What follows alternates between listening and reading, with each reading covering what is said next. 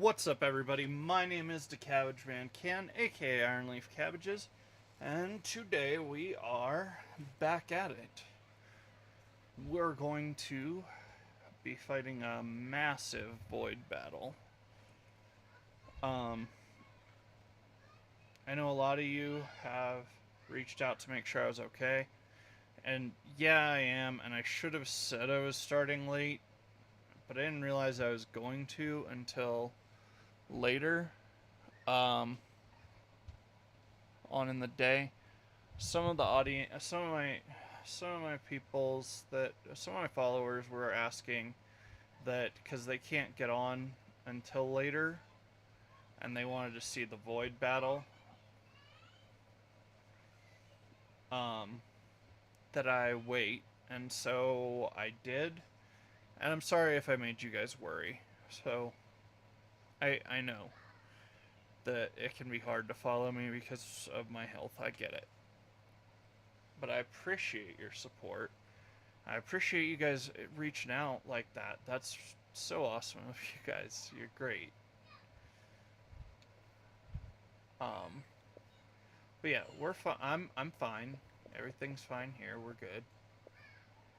Um, I just was waiting for that, and I had some other stuff that just came up. So, it is what it is, right?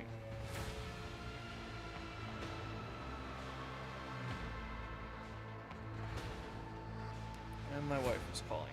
Just a second.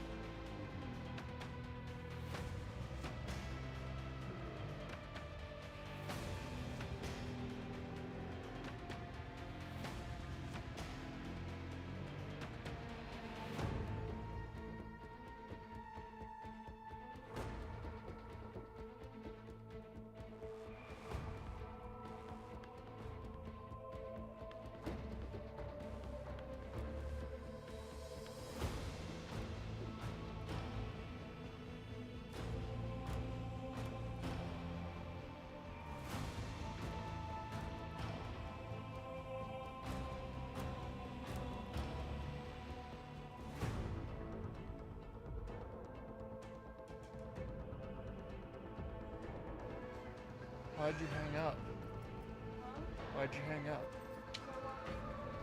But we could have still talked on the phone while you were. No. I mean, I get that it's really intense to talk to me, that it stirs up your feelings, gets you all hot and bothered and excited and happy and joyous, and that's just too much, and so you couldn't handle talking to me twice. I know. And my ego is rather small.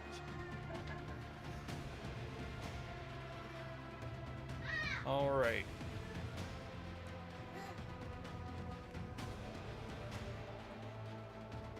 Oh, hey, sweetheart. Could you hand me my tech priest crap? Can you hand me my tech priest stuff? Because I'm dumb. I probably won't need it. I'm not going to read a text while... Hey.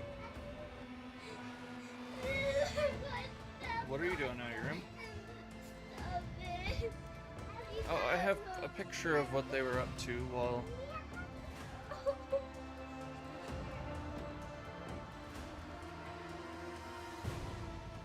We'll switch them out tomorrow. So this is what they were all in McGuile's room. Get in your room.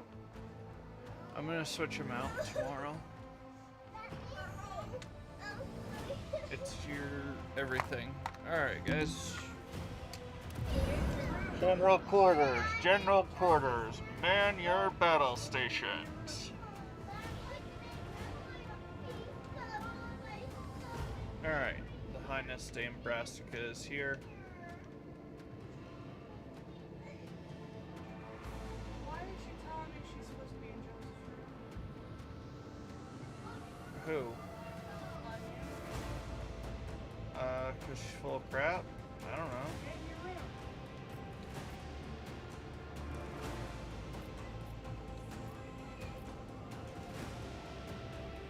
Alright, this is where we left off, right?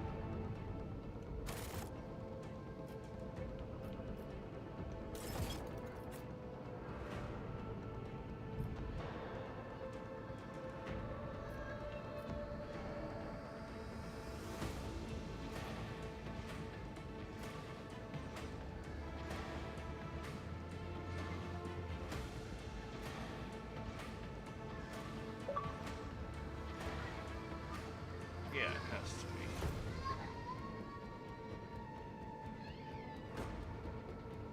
Alright.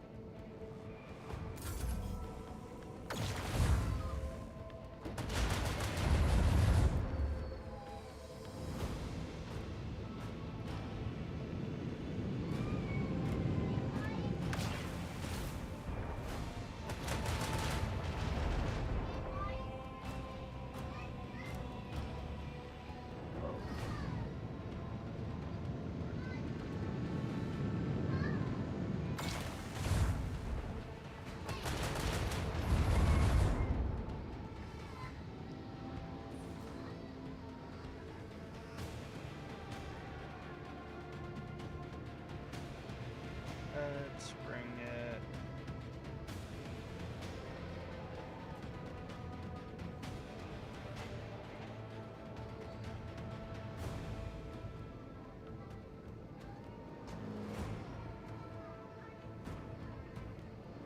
Yeah, I want this one floating out here.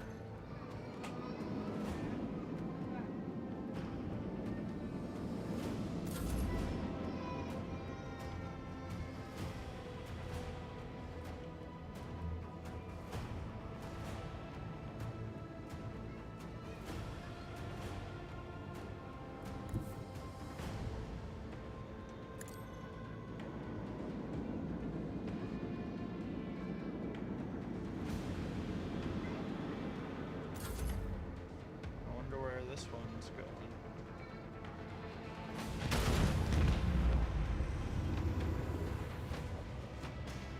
Alright, the Highness de Nebraska is ready to scrap.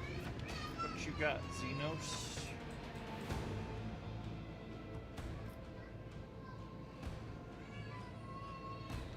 Alright, first of all, let us go to posts. And that's not what I wanted, but that's okay.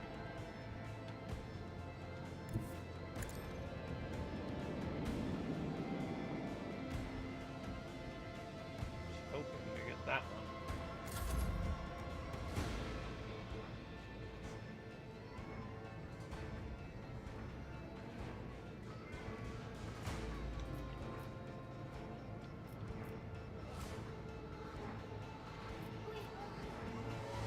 Bring the port guns to bear.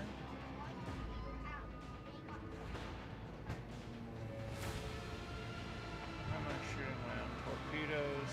That would be dumb. Let the macro cannons sing their deadly litany.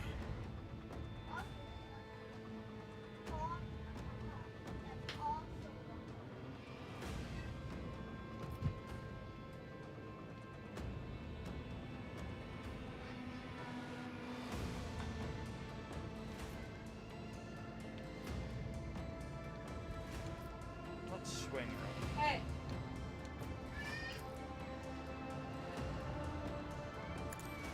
Who's Set A? course with all haste.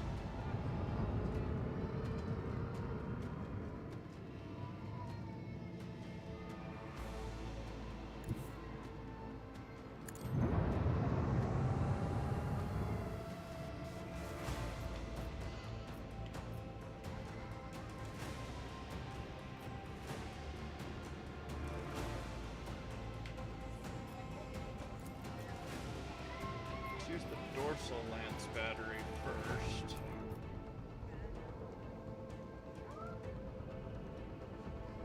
Unleash the power of our lance batteries!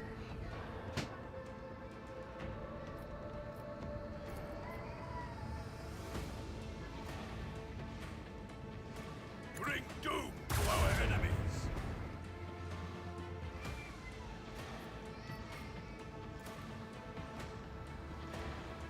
Send our enemies to the void! Rain destruction upon our enemies!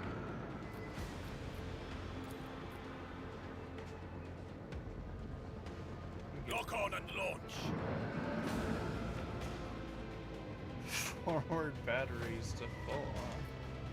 Alright, which way is this ship facing? That way, so it might come around.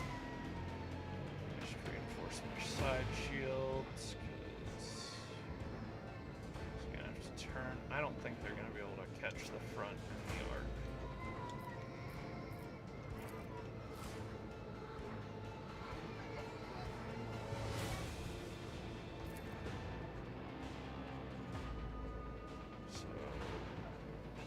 Starboard shields. Oh, hey.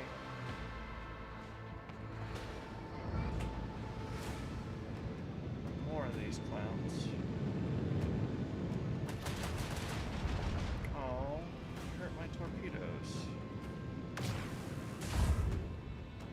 Of course you make it just enough.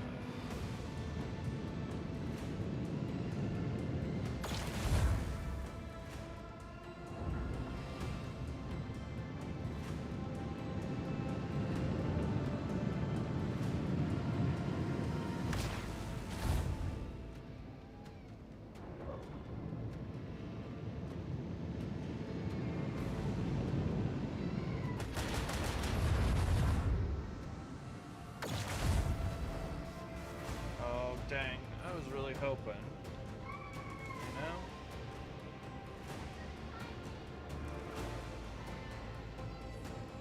I don't know why it does this, but this is super annoying when it does this. Oh, oh.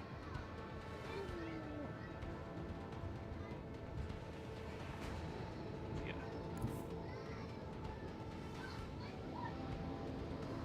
Actually, wait. No.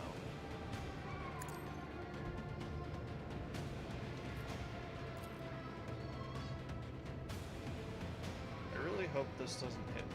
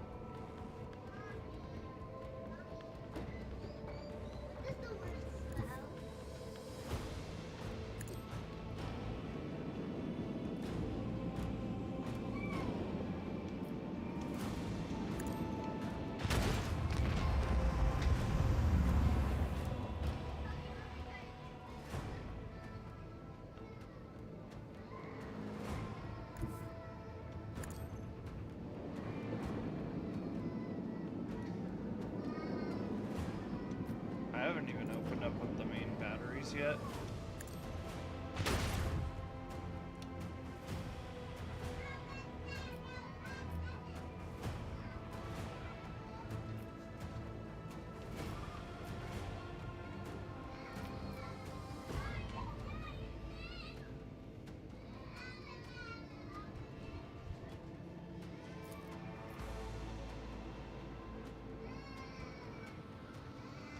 Show them the fury of our macro cannons.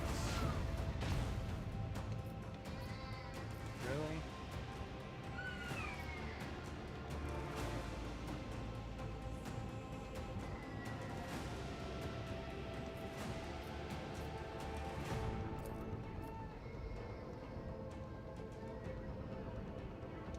Unleash Just the hit 'em. power of our lance batteries. There we go.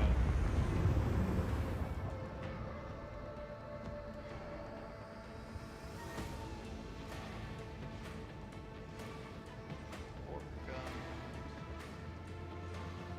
Alright.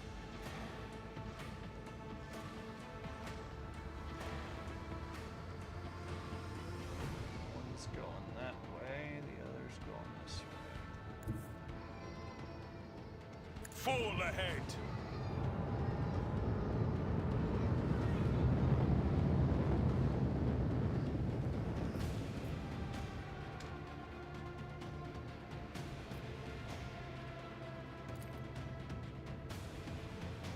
Put some fish Rain out. destruction upon our enemies. Lock on and launch.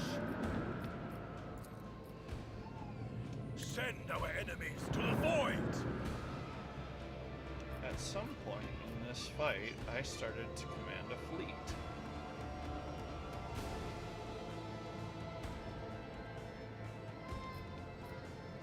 I need to be over at least 2 spaces if I want to hit the wounded one. Posts. Abelard, my man, I know you're commanding navigation, so... Can't hit that one, but I can hit this one. Deliver their demise.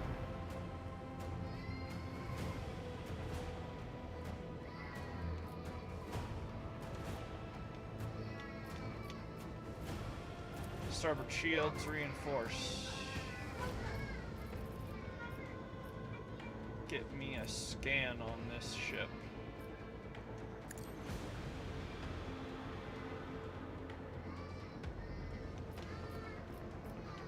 Anything in the dorsal turrets? Nope. The Dame Brassica is fine and dandy.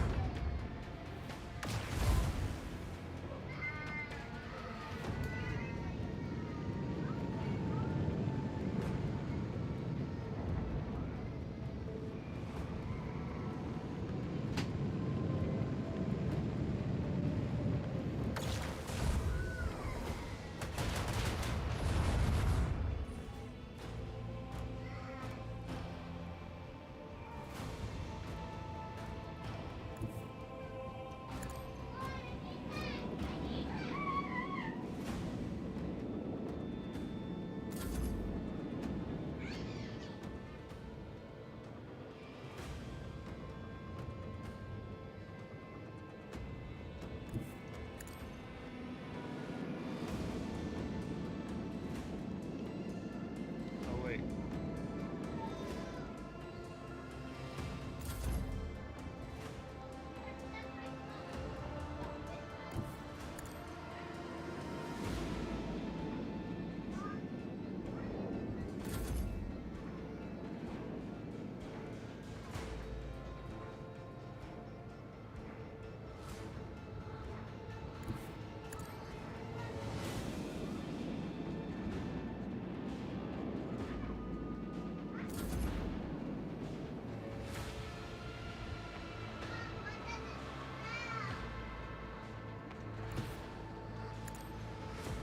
In case I get any coming this way, this is a more.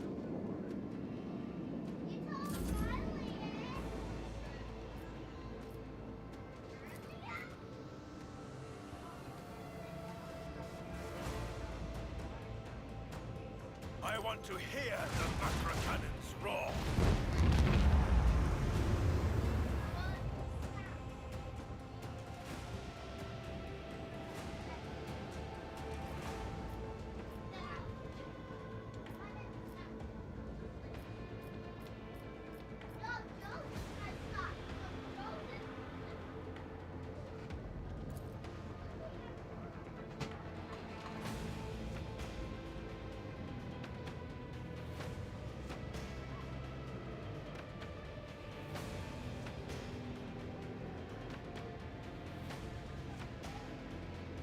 Bring the starboard guns to bear here. Trying to get it. Big. Set course with all haste.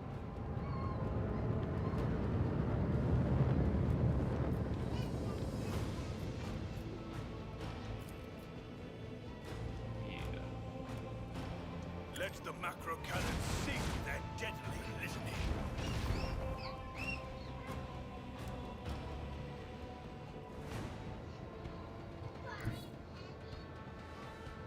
Full ahead. Billy Mays. Activate Billy Mays systems.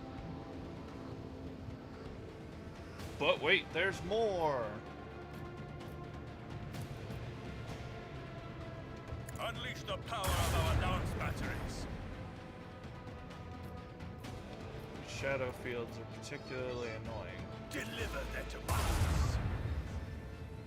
Oof. All misses.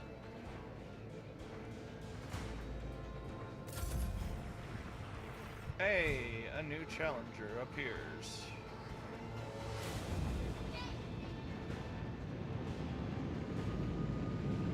Bro, you are not making good life choices. I'm gonna be real with you, homie.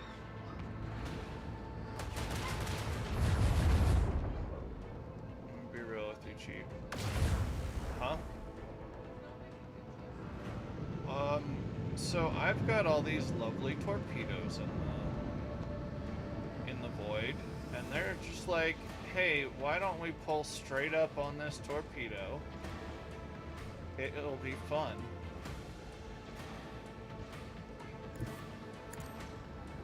I mean, it's a computer, but still.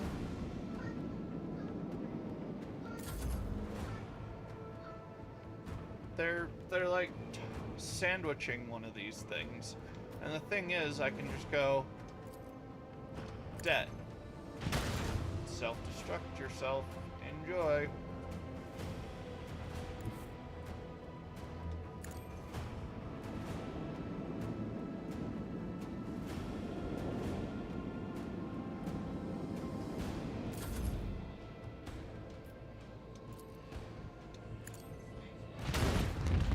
Huh? Yeah. I'm the Lord Captain. Yeah, it's space battle.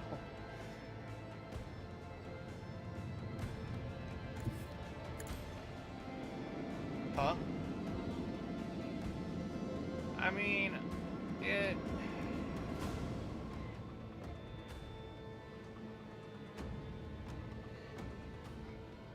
Yes, but doing three-dimensional space combat is really hard, especially on a game.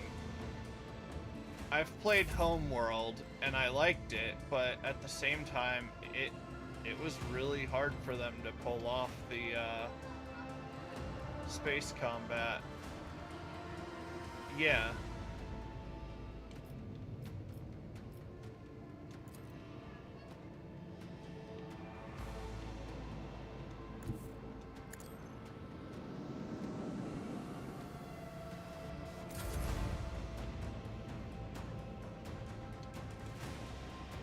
What?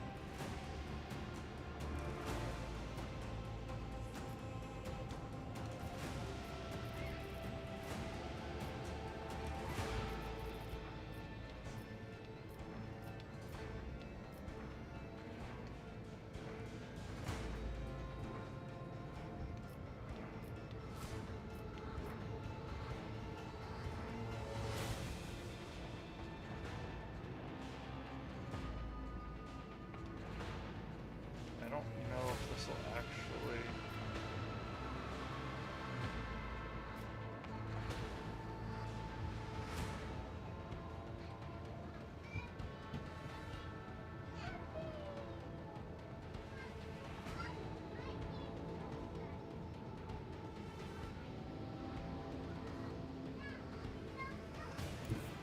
Set course with all haste.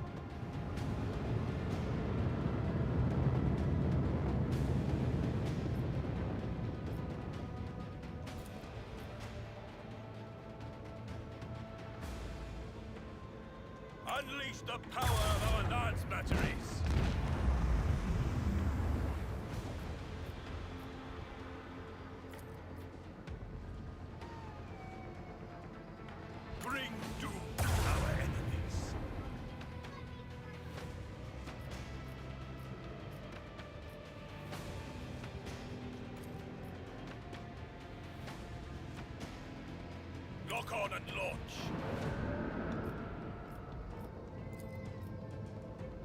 Send our enemies to the void. I'm not going to be able to deploy the third one. We're gonna... one. Let's see, what does the ship look like? 33, 35. Can't tell what the front looks like. But I had an idea.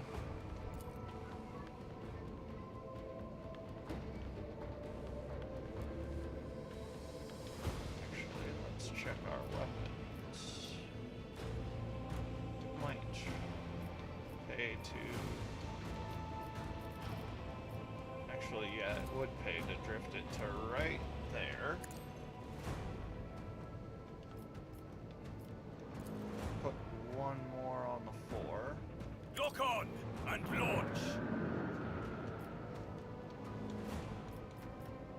And then reinforce starboard shields. Now, do the starboard batteries have the angle? Nope. That's okay though.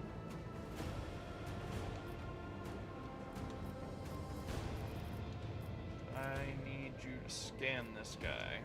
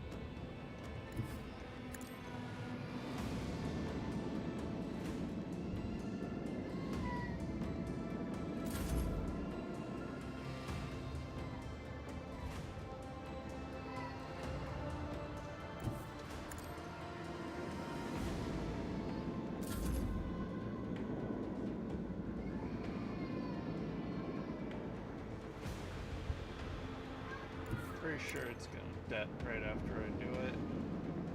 So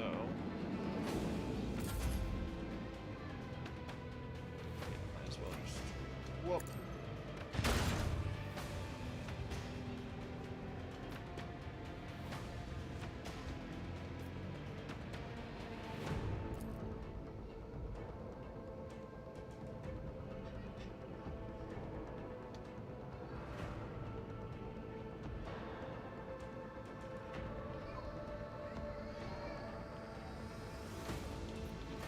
Need better movement.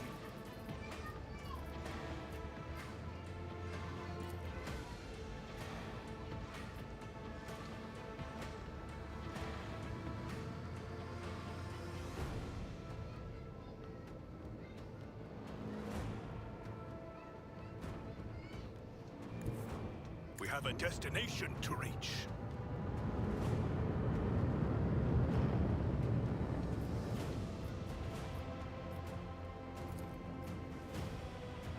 Unleash a barrage of destruction. They pale before our mastery of the void. Boom. Secure from action stations.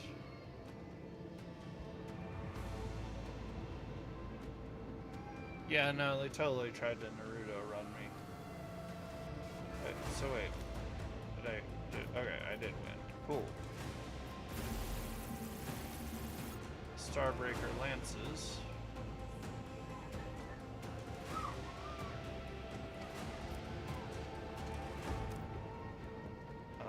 We will level it, yeah.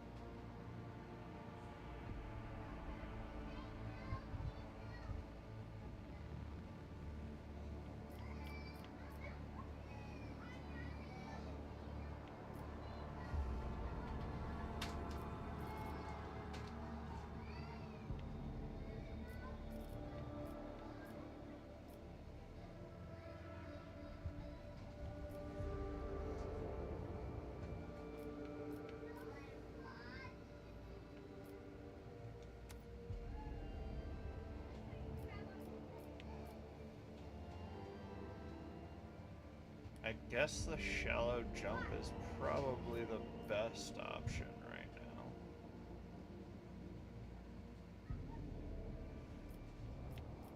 It's more maneuverability. So.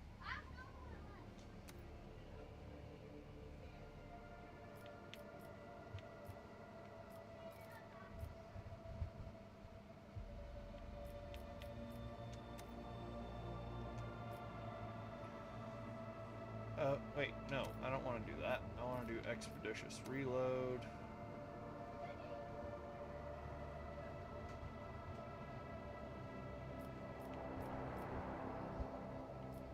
Always more DACA whenever possible.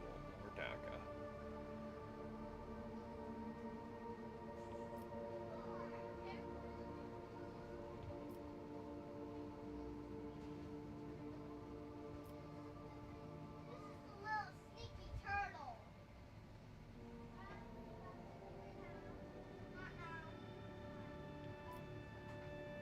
Ooh, I like the silent running.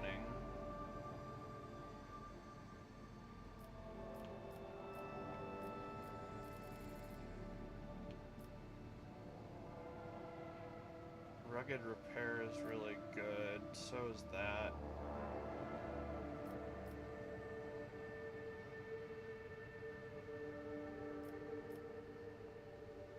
I like the sanctified restart, the silent running, and the rugged repair.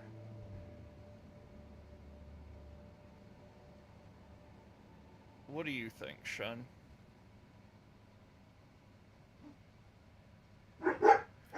Yeah, more scrap is always good.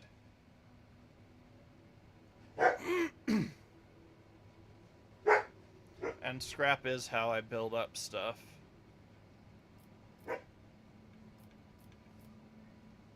You're thinking take it all?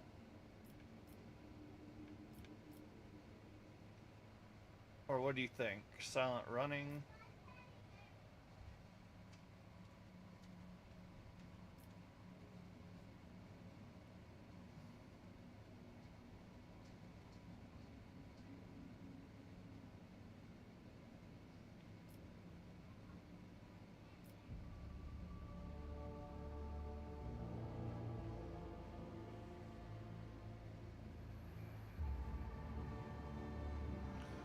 Fair enough.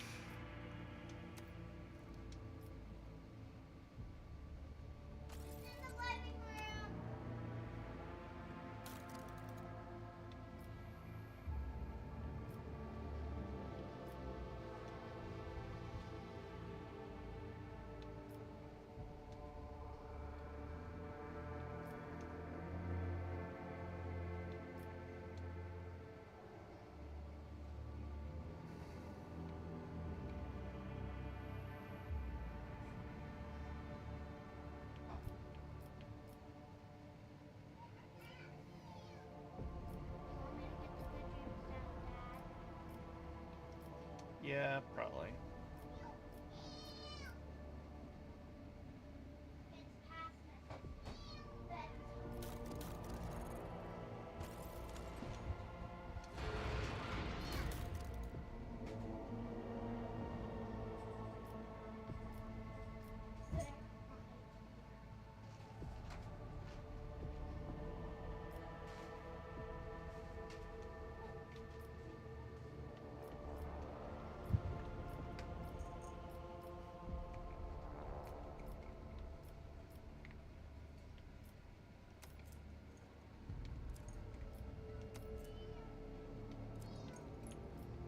These are for my sisters. My sister and my brother. What?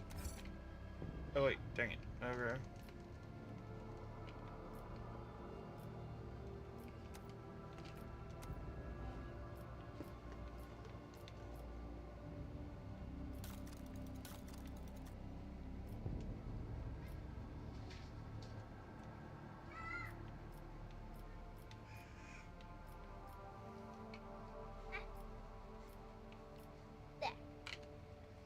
I already took my good trim, Dad, because it fell.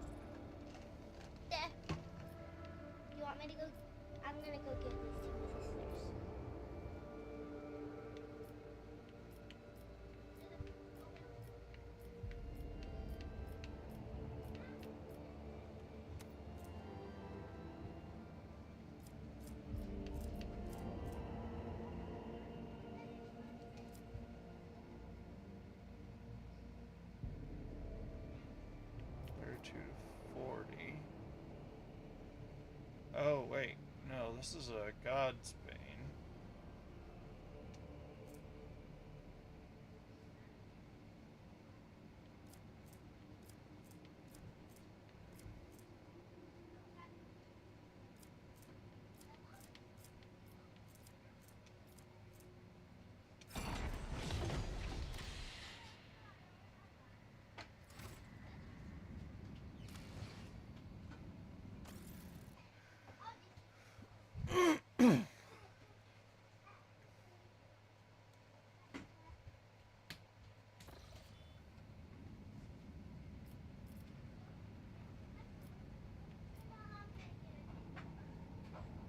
Just have to get a drink of water.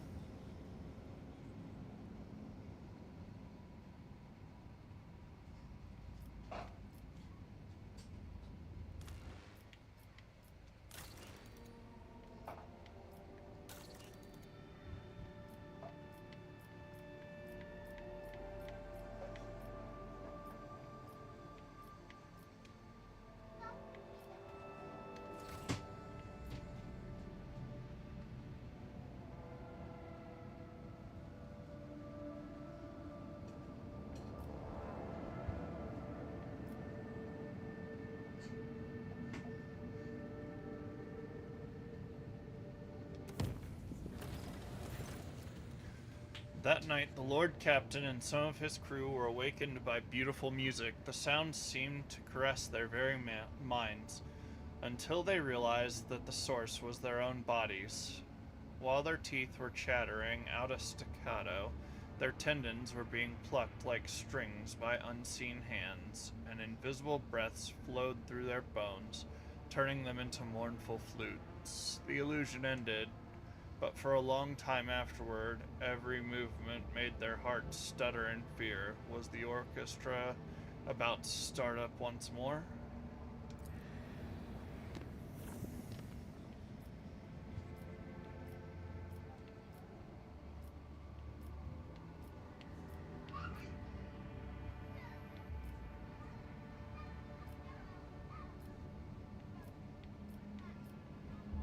Alright.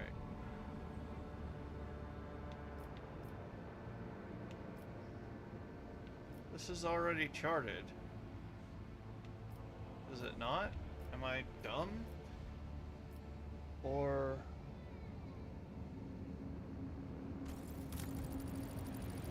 Oh wait, it was from over there. Dang it. That's dumb of me.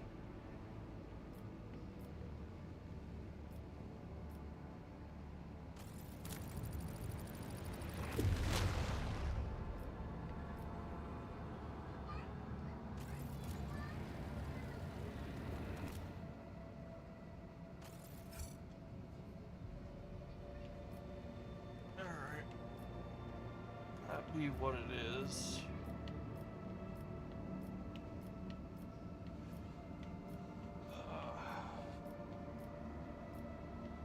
I believe we're heading over to Janice.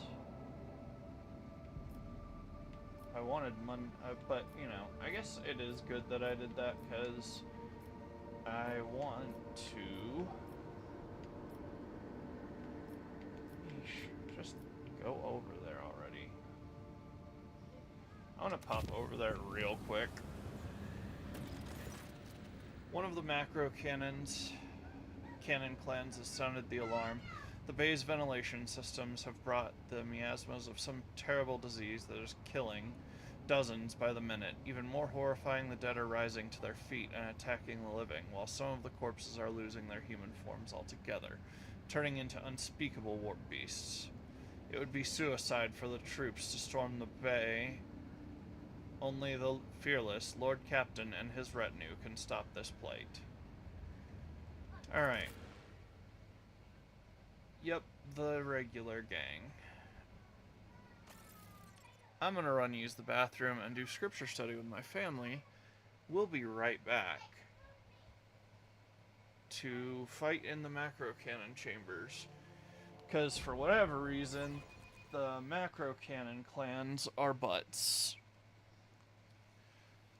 I'll be back in a few minutes, guys.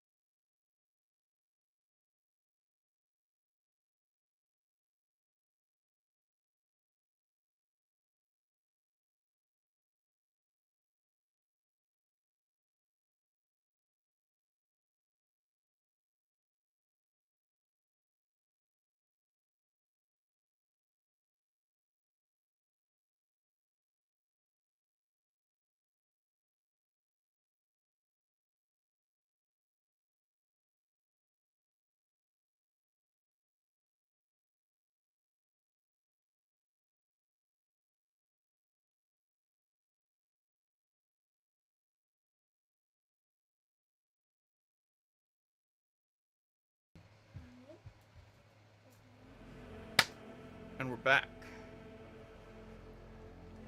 And because I decided to take a no-no route, apparently, I gotta fight idiots. I will cast you to eternal darkness.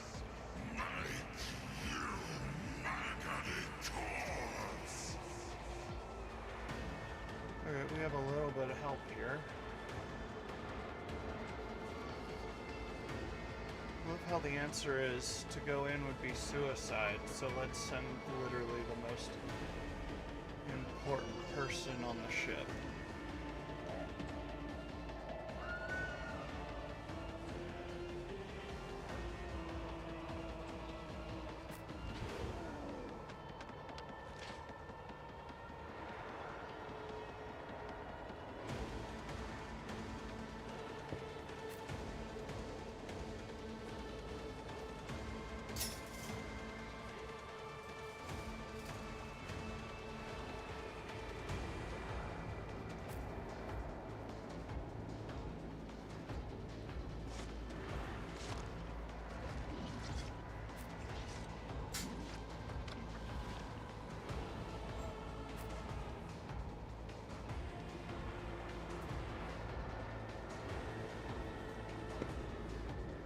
Alright.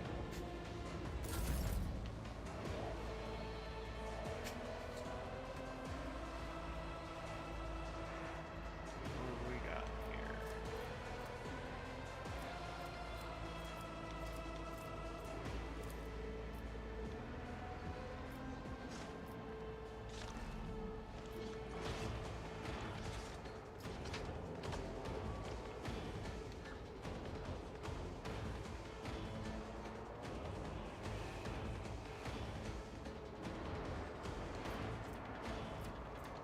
I think I'm gonna end up doing that.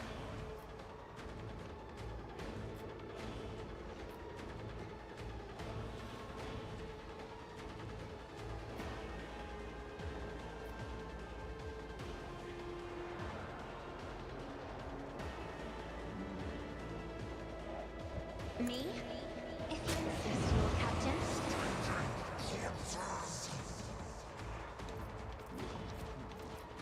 Let's put the front line on the steps.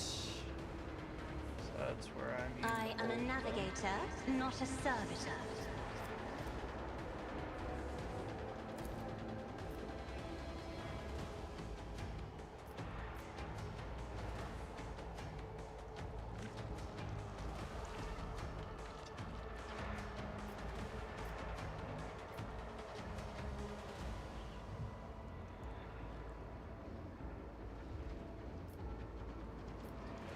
I'm not accustomed to being ordered around.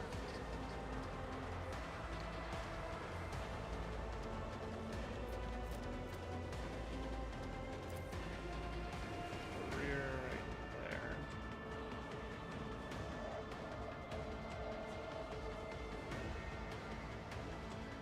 Isn't this a job for the serfs? Alright. And I can do the hit thing, or the stair thing one more time.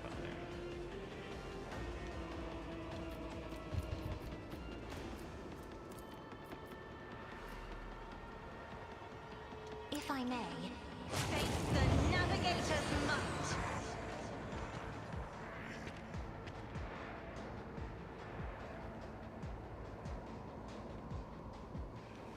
Wait, what? Will it just keep letting me do it?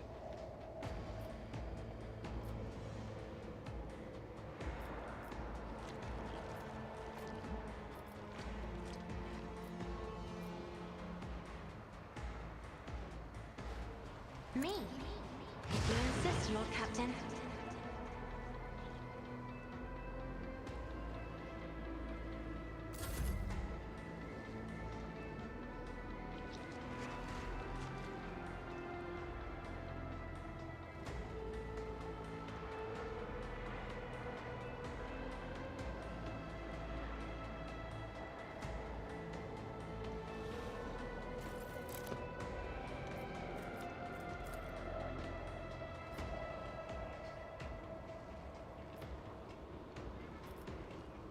Faith without deeds is worthless.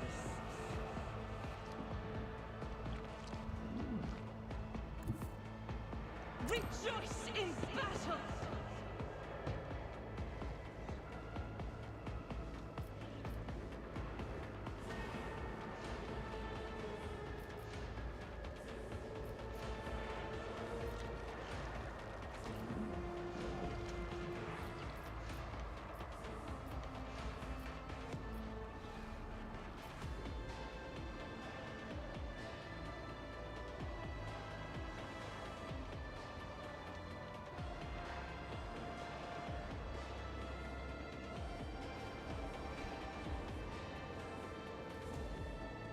Dang it, guardsman.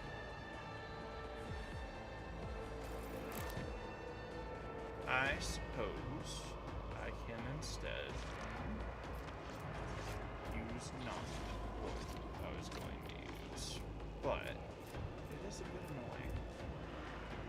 Because I could use this, but those guys are yellow, so they're not technically allies. And they're not technically enemies. I'll do it.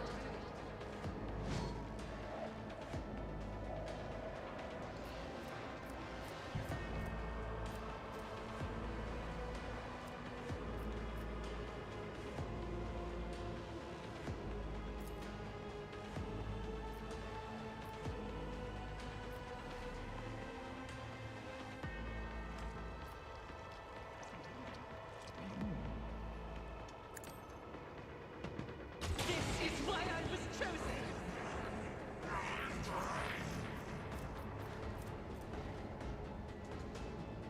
Doubt is for the weak.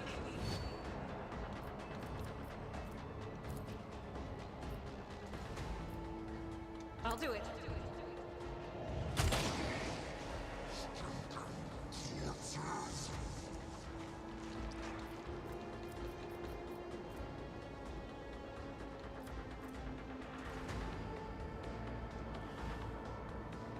As the Emperor commands, I act.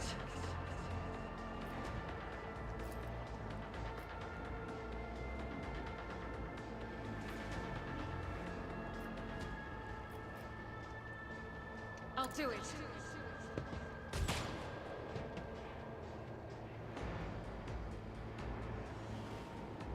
Alright.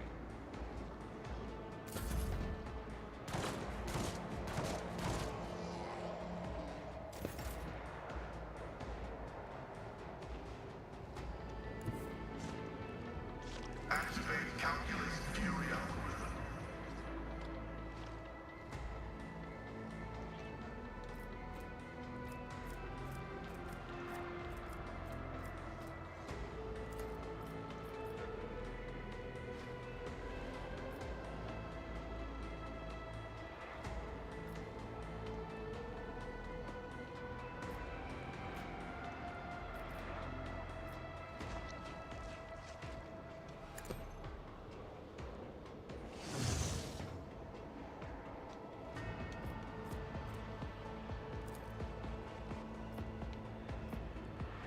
My vow is to serve.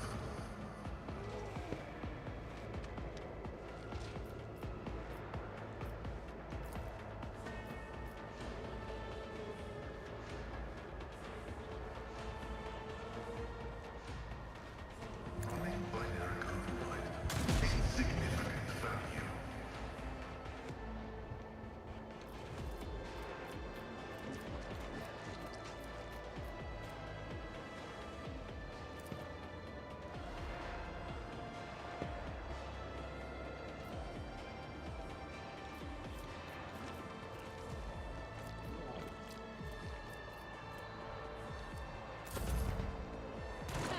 Duty prevails.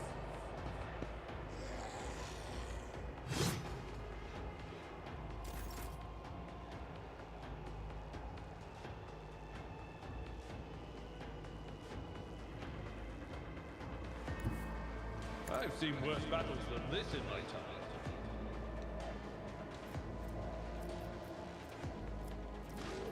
It will be done.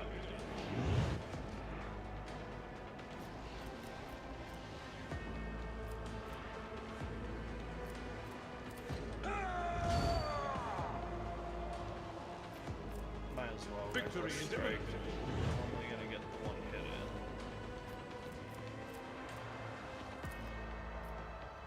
Should be enough to At your do beck it. and call. I took care of this one. And we're down in the muck.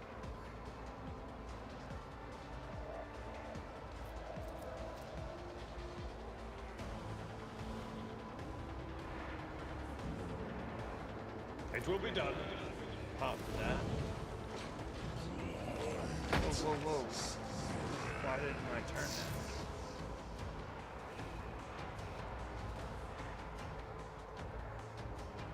Oh, wait, it didn't. It was just a temporary thing. Cool.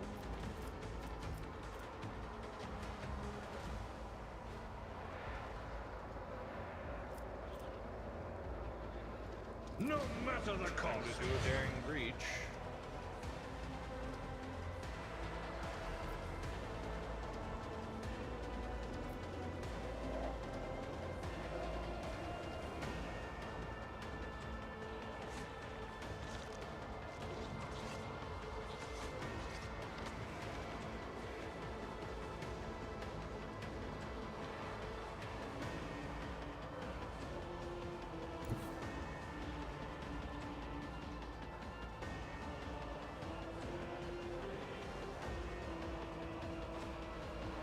Follow my lead.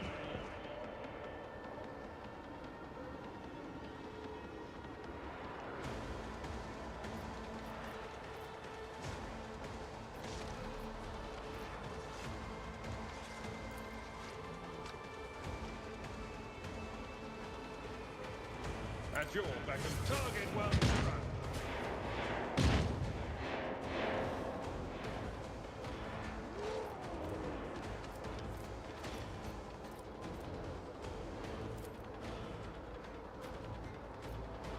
It will be done.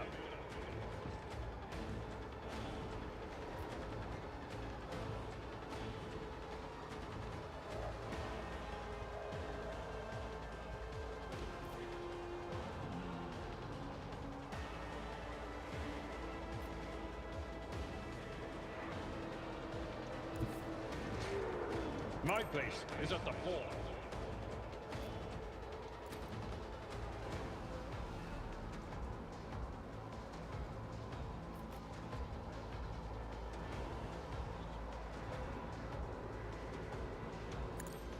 One fewer target.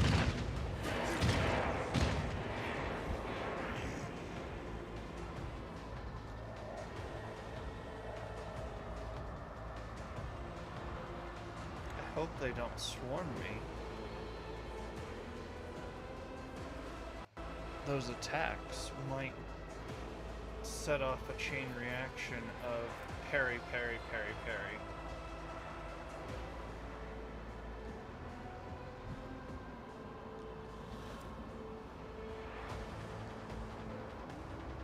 Let's lock these guys down.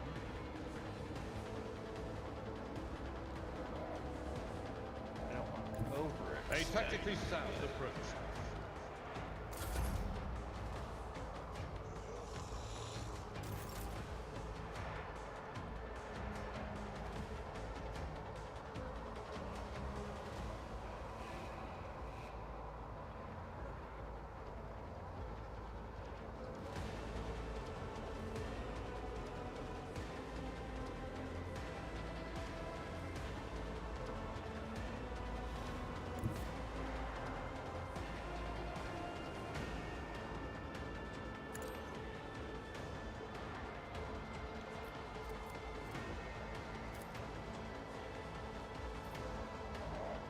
Actions will speak louder than words.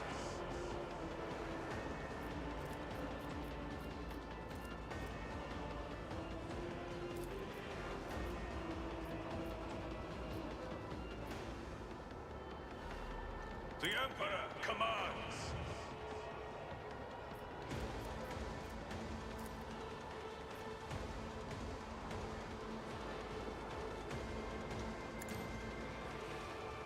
I took care of this one.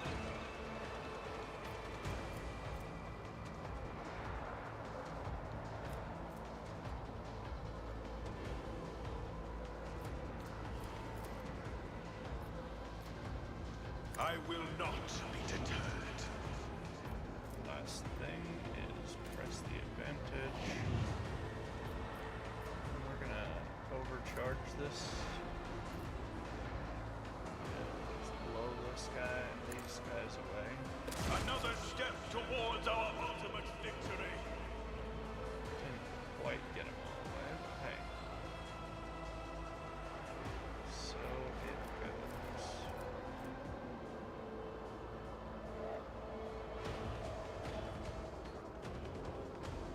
I have an only 3-cell radius of anybody, so.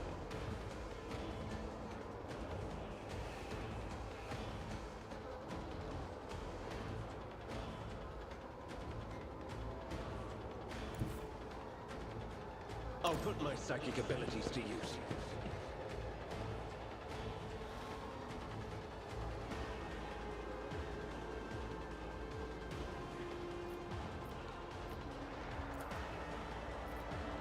Goodbye. I won't object to it. Her melt.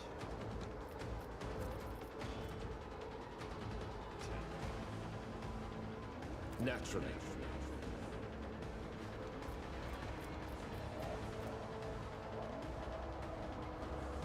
But of course, Lord Captain.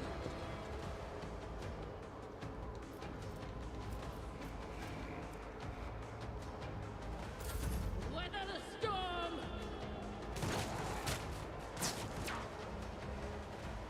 Onward!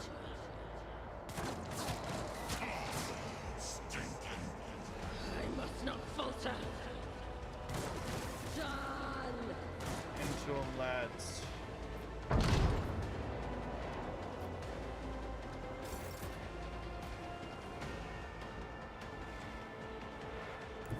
Step aside.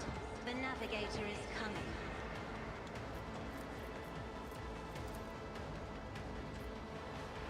I am a navigator, not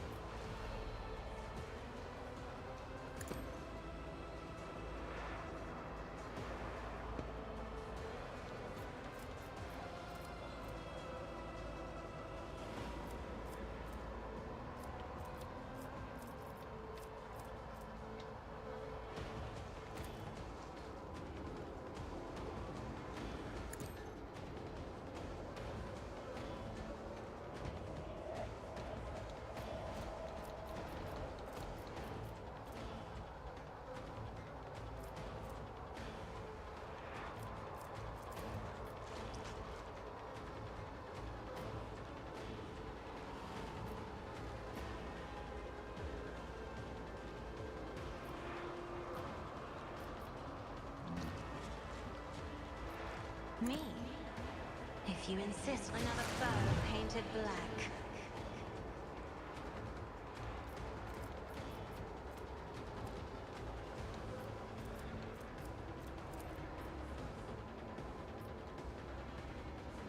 I'm not accustomed to being ordered around.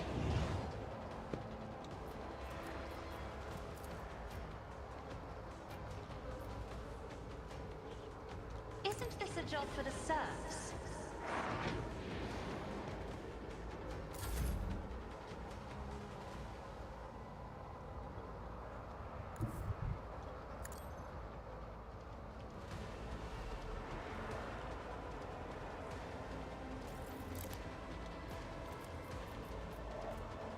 We shall As the Emperor call the commands, bull. I act.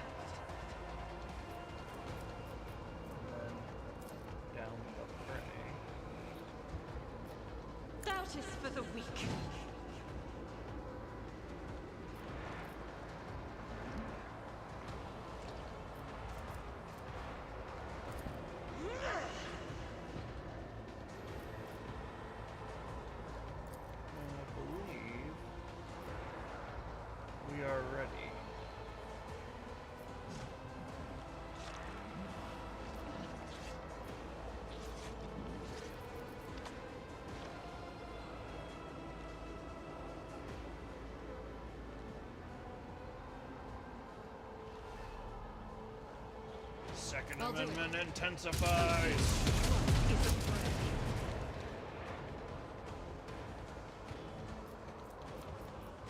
As the Emperor commands, I act. Oh, I should have done that at the end of the turn. I guess this is the end of the turn.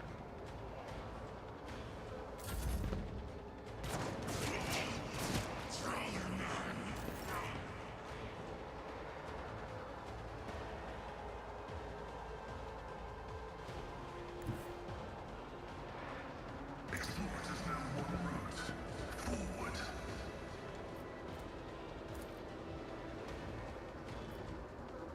Request approved.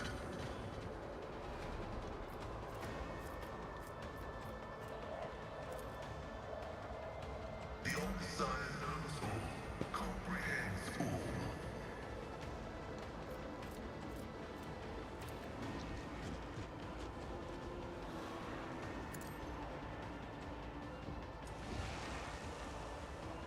Oh, I poisoned myself.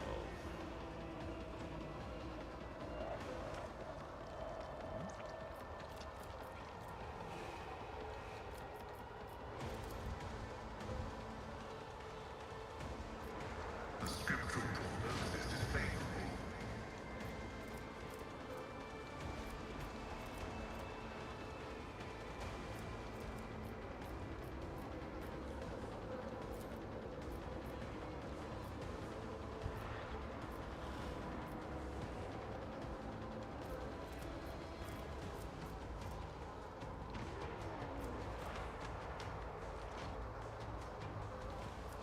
Request approved. Nope, not gonna aim for the opening. That would have been better to do earlier. Elusive shadow, though.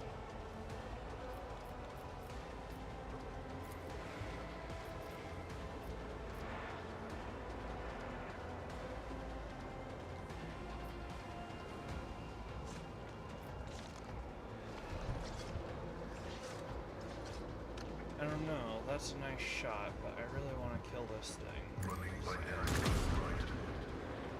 I guess I'll just miss it then. That's something.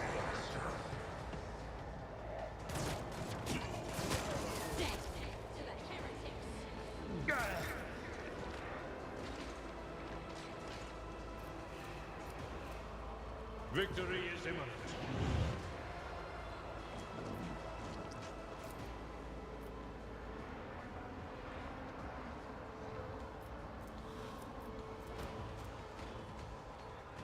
Indeed.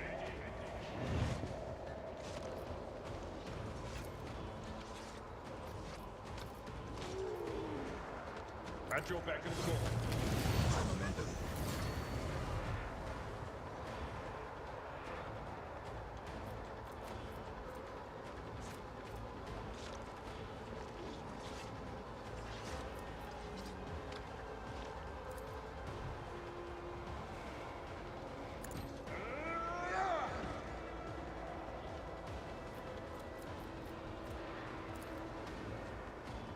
I will do my duty. Gray hair, sure hair.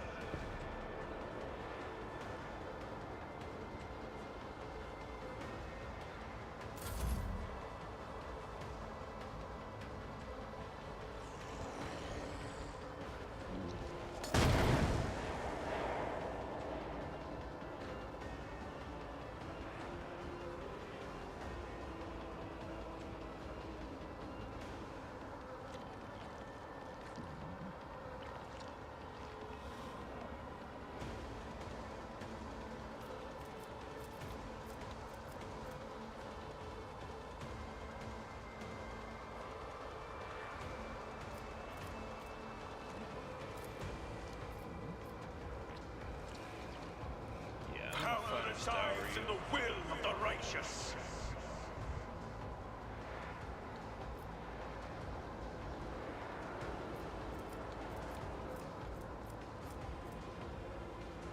Victory is imminent.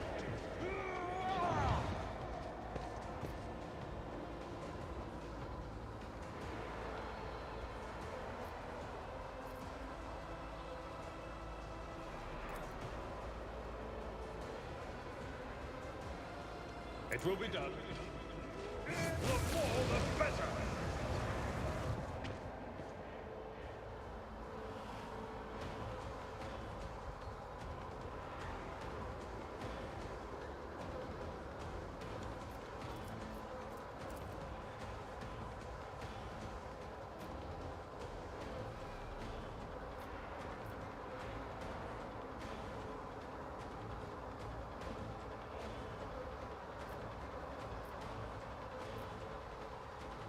Indeed.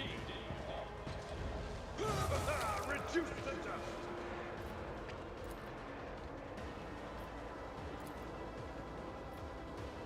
I will do. My client took care of this one. It will be done.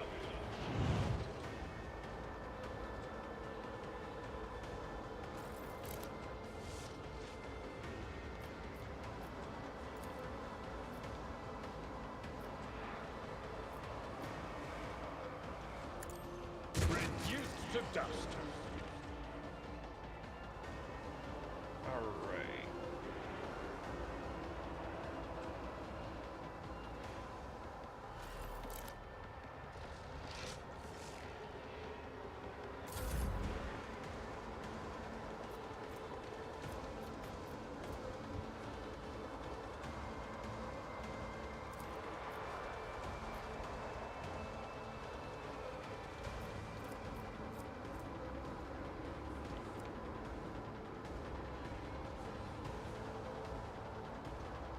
I am the chosen weapon that will crush the heathens.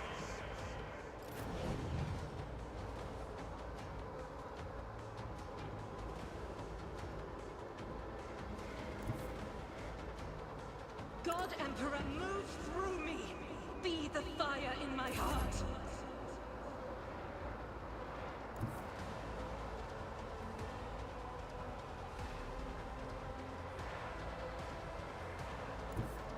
Advancing.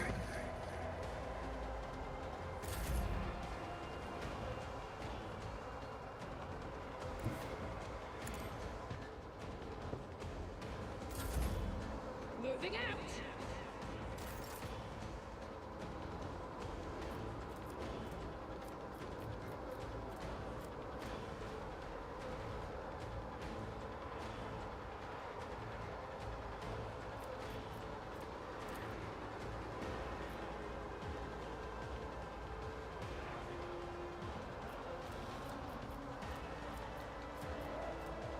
Rejoice in service. Let me just shoot something real quick. Overcharge and...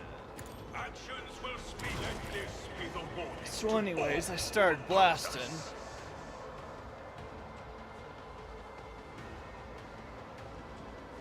Alright, folks, let's see.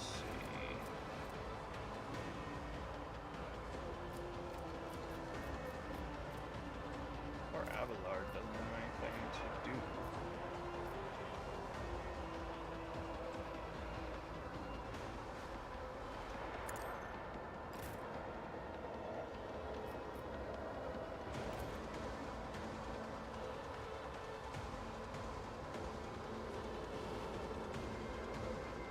I won't object to it.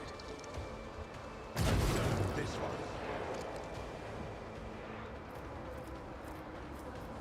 For the throne's glory.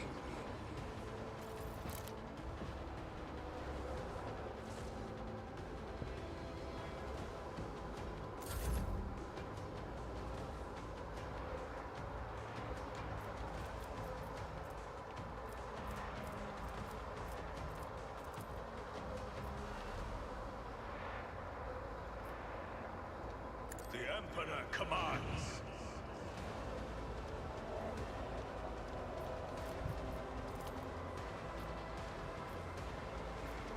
I think my voice I can will shut not my voice be is deterred. command. No, it doesn't remove poison. I thought it did though. Vengeance will be swift. Be a lot cooler if it did. I need a foothold. Don't worry, man. I got you. Let's see to it.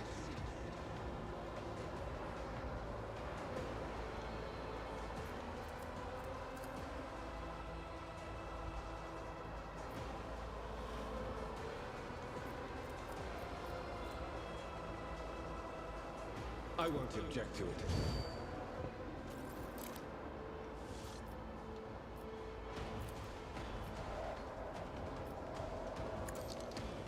I want no chance of you living through.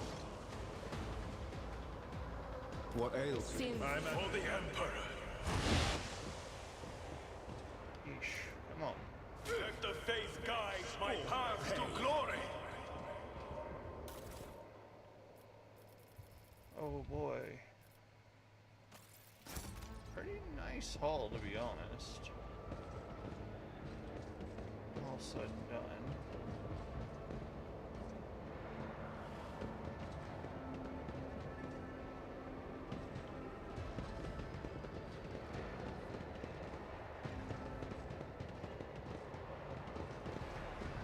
Oh. I know technically this is below decks, but realistically, it's amidships.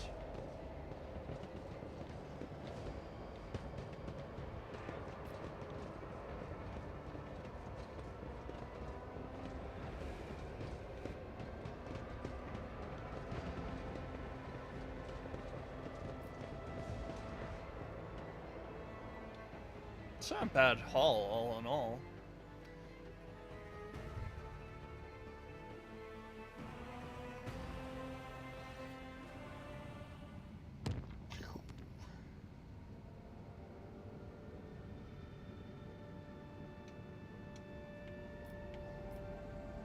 Charting routes.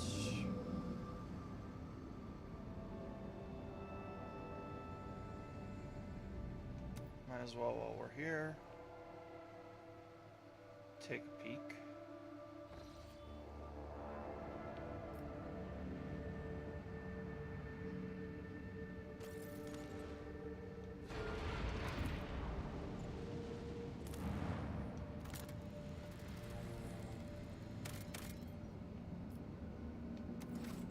It's a hefty amount of glass steel.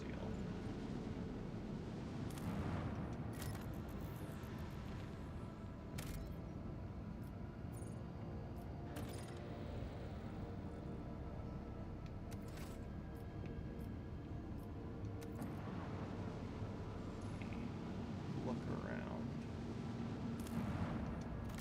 After this, we are going to the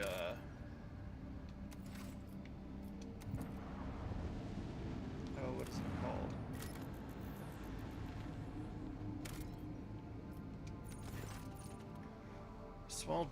A small plant gently wrapped in amber forests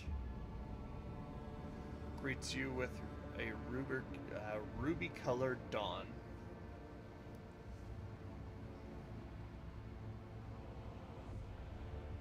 Basil von dem Clerk, the local governor, gives the rogue trader a warm welcome.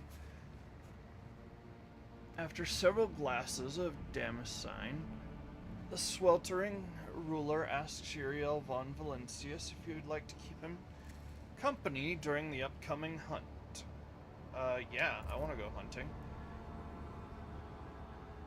Uh-oh. After several hours of riding the local peculiar animals, you make camp in the middle of a golden forest. Basil von Clerk points to the sky. A flat disk rises over the horizon. Constantly morphing its color and shape, the forest grows silent and empty. You can no longer hear the singing of birds or even the rustle of wind. The governor nods with satisfaction, and a few shapes step into the clearing. Their bodies are twisted by an unknown phenomenon, and you watch the freaks with astonishment as they begin to dance to the throaty cackling of their brethren, turning the bony growths and pulsating flesh of their scaly hands toward the unnatural thing in the sky. What's going on? The governor smiles coyly. You're about to see with your own eyes what is happening here. Very well, kill them all. Having armed themselves with flamers and chainswords, your party cleared out several acres of nearby forest. The scouts report destroying several villages inhabited by heretical enemies. Basil von dem Klerk excitedly explains that the creatures you saw are the children of the great king of distortion. It is he who is the true god and patron of these fertile grounds. Once every cycle, his chariot shines its light upon the world and bestows transformations upon his most ardent followers. The rogue trader may become one of his heralds. Cool, we're killing him.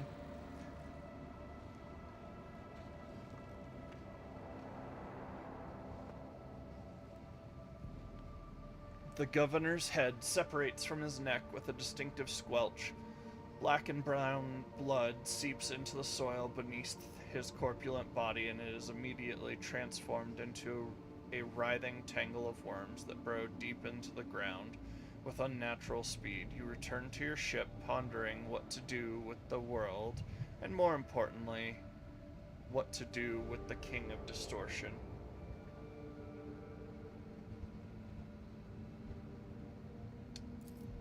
The senior officers observe suspicious activity emanating from the twisted celestial body at the heart of the system.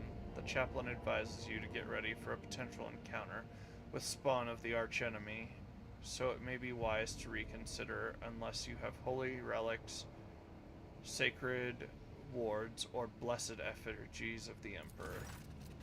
Aflame with a plethora of colors, the distorted celestial disk trembles slightly beyond the edges, or beyond the endless windows on the captain's bridge. As the rogue trader's ship approaches its center, in an otherworldly voice, cold and enveloping, enters your mind. What could this puny wretch possibly offer a king?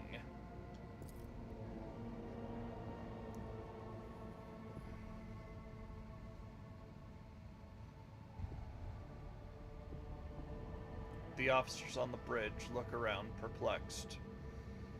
Their eyes are full of terror and confusion. Many clutch their heads and let out howls of pain. Some empty their stomachs, but most, pale and exhausted though they are, have joined the Lord Captain in resisting the entity's influence. Who are you talking to? An endless flow of images fills your consciousness. You see horrifying scenes of millions of tortured souls. Their screams rend your mind. Their pain pierces you with 1,000 red-hot needles. King, ruler, the one who is obeyed. That's all you can make sense of, although you see much more. Release it.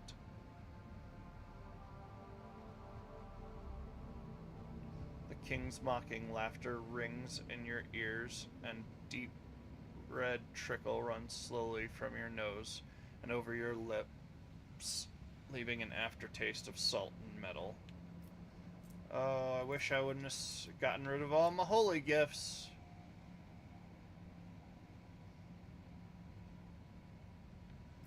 Alright, guys. Out of character. The only reason that works is because we're basically channeling very low, like almost all humans have some amount of psychic potential. Not much. But the idea is I have thousands of people believing and focusing, and it's sort of psycho witchcraft. Sort of like living saints are just the Emperor's demons. How dare you disturb the king with trifles? The entity is furious, and you feel a gust of invisible winds blow 1,000 blades right through your ships. Officers are collapsing at your feet, and hundreds of casualties are being reported from every deck. A resonant silence descends on the ship, and a bright flash stuns you for what could be any length of time.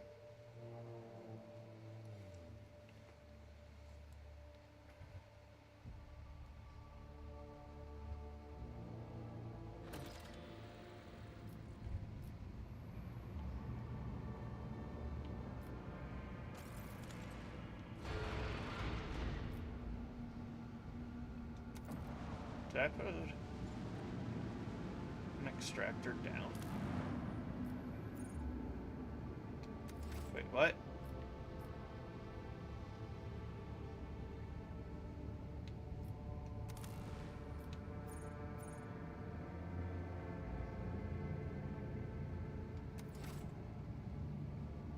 What system are we in?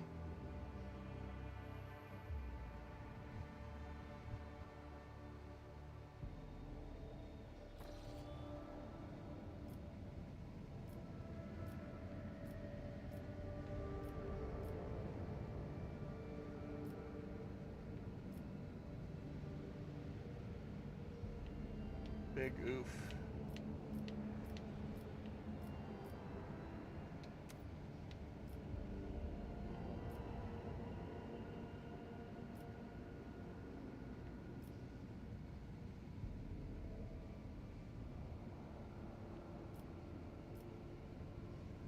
Warp travel.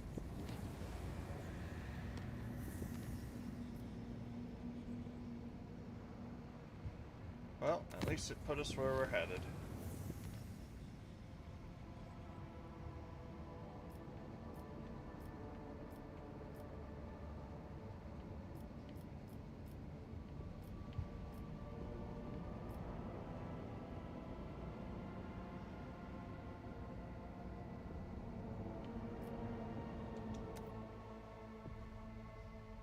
I said we'd go to Janice, right?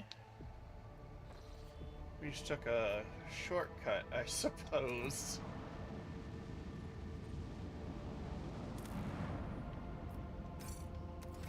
Alright, I'm gonna jump to the bridge real quick before I go anywhere.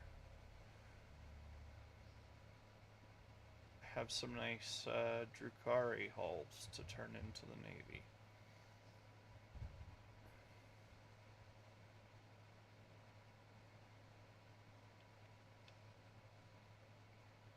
I'm annoyed that I'm probably soft locked out of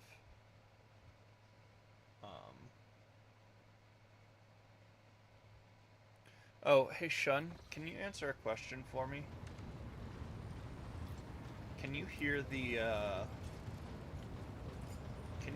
fan blowing on the mic at all? I tried to angle it, but I don't know that I got it. Okay, cool.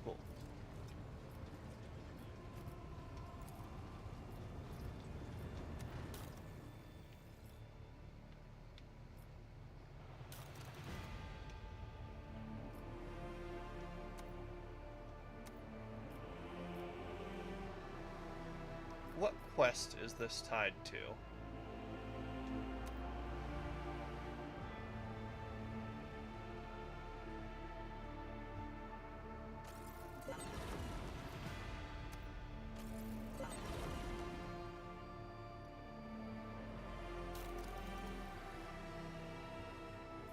I guess I traded these all in and didn't realize. 24 shots at 21.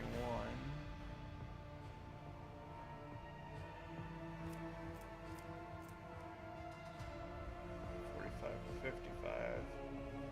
I would like one of those, please.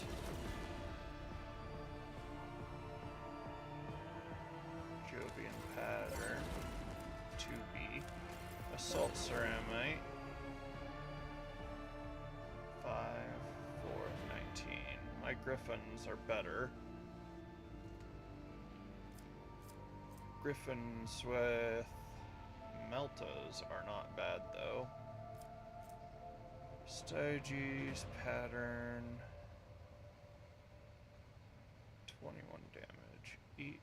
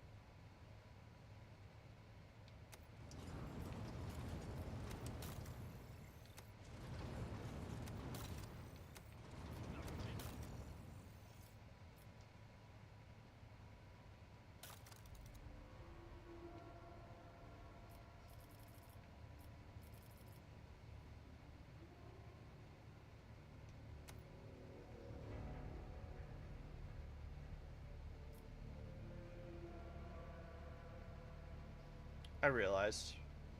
I mostly grabbed it to turn around and resell.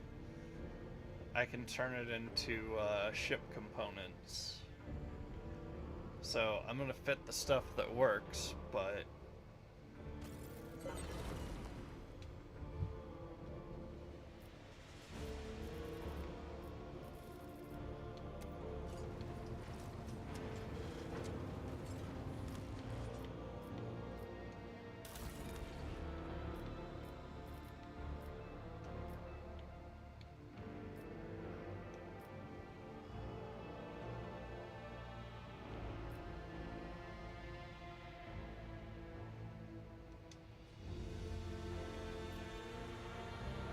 oh, I haven't even upgraded my stuff.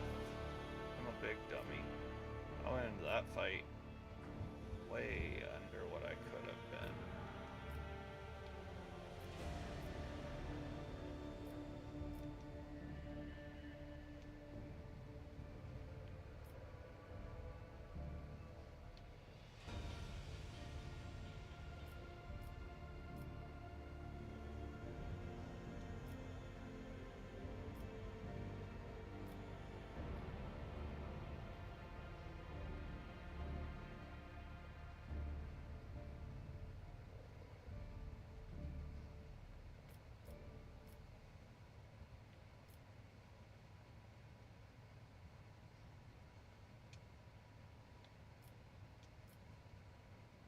Because you have 5 at 19.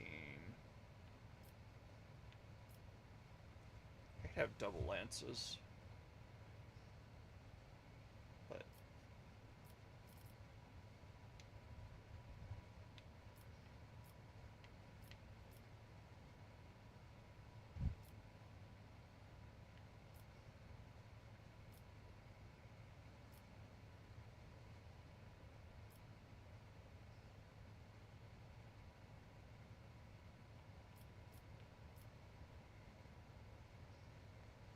for I 21. can't see.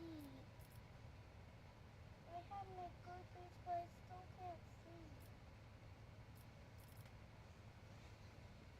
I really can't see. I'm sorry.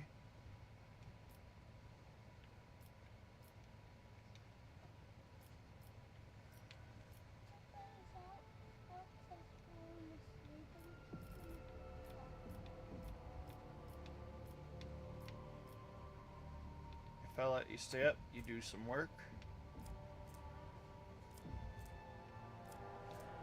Okay. Well, add to cargo.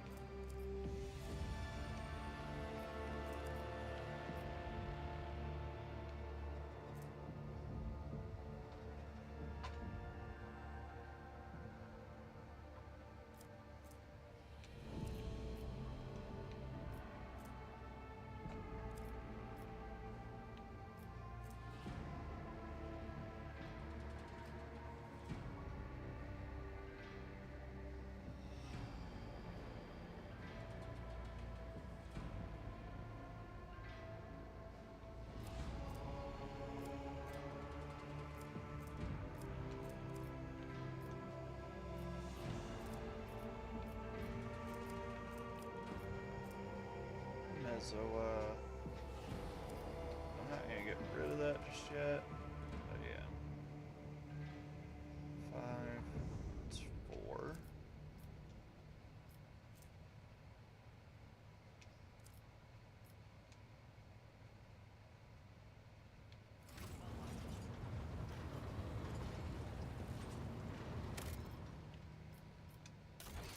Alright, you want your job now?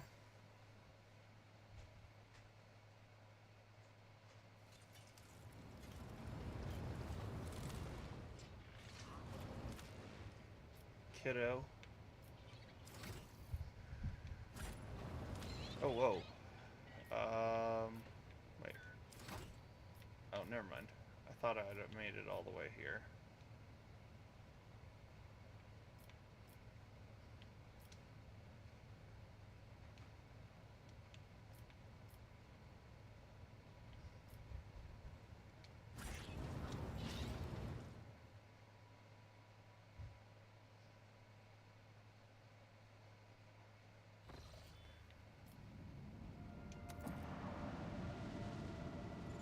McGiles.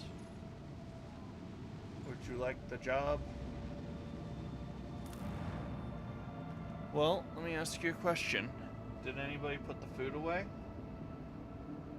Okay. Can you make me... A taco? Yeah, and then put the food away. Oh, I already made one. Okay. Oh, and I used my plate. So Okay. I don't mind. I didn't think you would like the meat. But I added cheese and sour cream. Wait, there's no meat? Can you get some meat on it? Thank you. Daddy's gotta hit a protein goal today. Alright.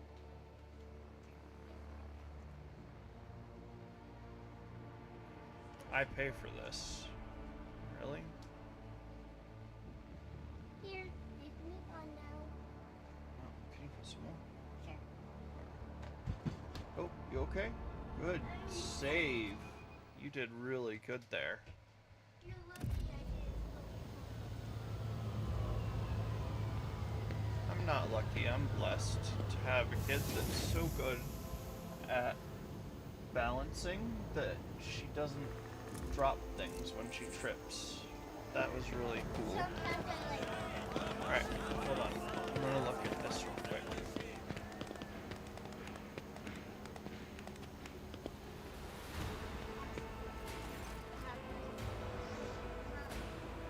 It's nice. Nice problem. And sometimes if you need help, it's good to have Mm-hmm.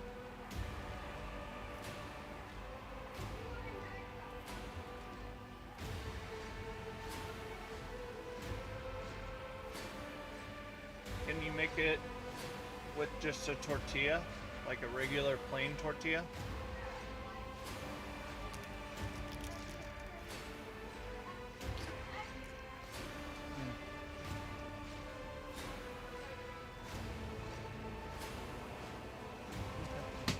You know how to heat them up, right?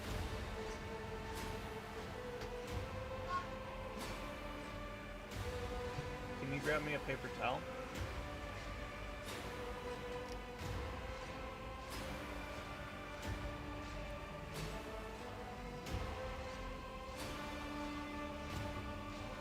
I have food on my face on stream. It's not the best, is it? I'll just say right here on the edge. Alright, there's that.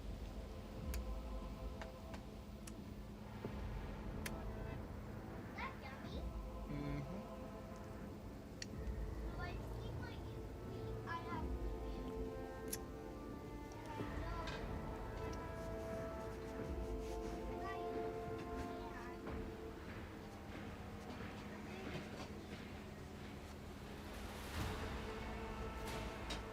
You just use that little pan. Yep.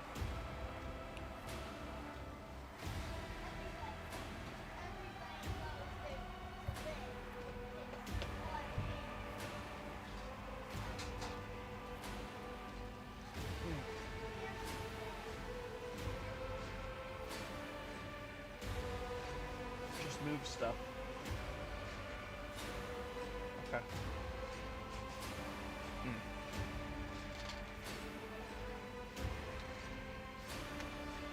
Thank you for bearing with me, y'all.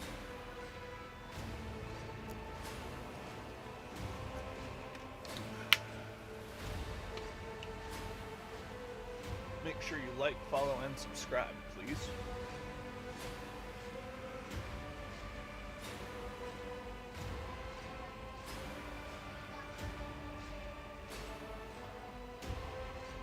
Alright. A lavishly dressed noblewoman in an opulent silk gown watches you with an expectant air, but then gracefully bows her head. Gem-encrusted implants protrude from her arms and neck.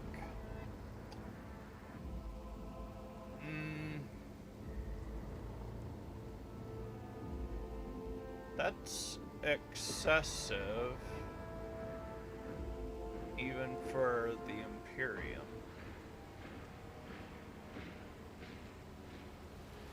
She looked like a bee. Or like a beehive. Like a bee superhero. I don't know. I welcome you on behalf of the noble House of Fayette Ab Aram.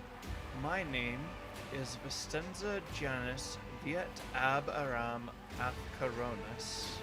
By the grace of the Emperor and the will of rogue trader Theodora von Valentius, I serve as planetary governor and imperial commander-in-chief of this world. Vistenza Viet raises her head slightly. Vistenza Viet turns to Abelard. And greetings to you, noble Wissarian. It has been many years since your last visit to Janus. I am glad to see you again. It is a good sign when a rogue trader's seneschal does not visit a planet for a long time. Isn't that correct, Lady Viet? Give me two. It means the governor is taking care of all matters, and there is no need for the seneschal to interfere. Vistenza lets out a musical laugh. I'm not doing a girl's laugh, sorry. I will if y'all tip, but what you can do on X at the Cabbage Man Can, I will gladly do it. I hear praise in those words, and I thank you for them. She turns once again to you. In truth, your arrival in the place of the esteemed Lady von Valencia is quite unexpected.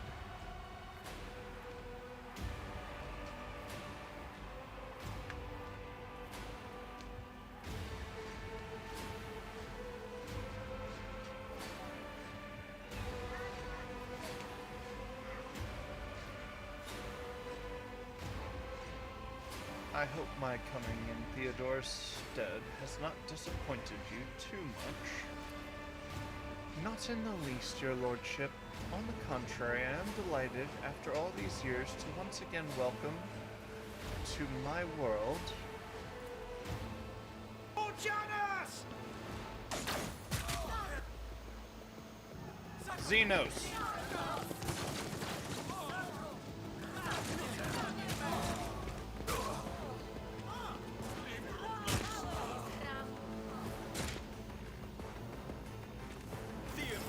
Cannot escape their fate.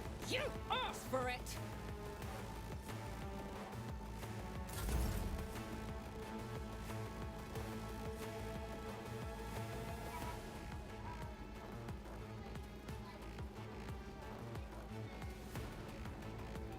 Okay. I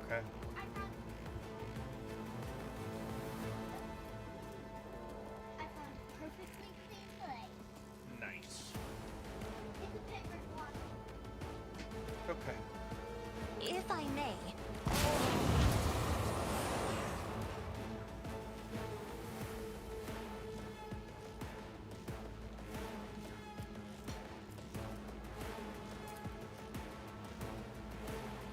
me? Now you're clad in scarlet.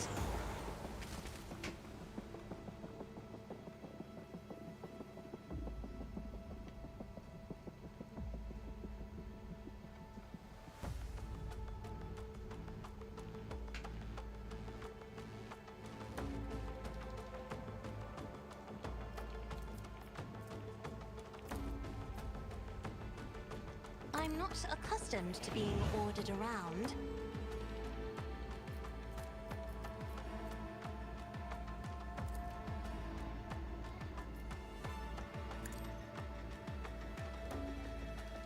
Oh, you burned it?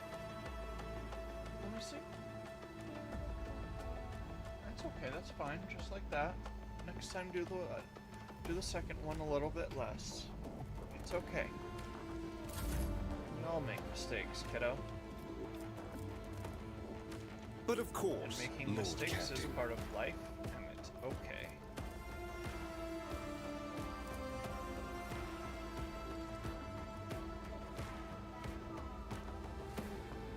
Over time, we get better at things, yeah. Get me a target.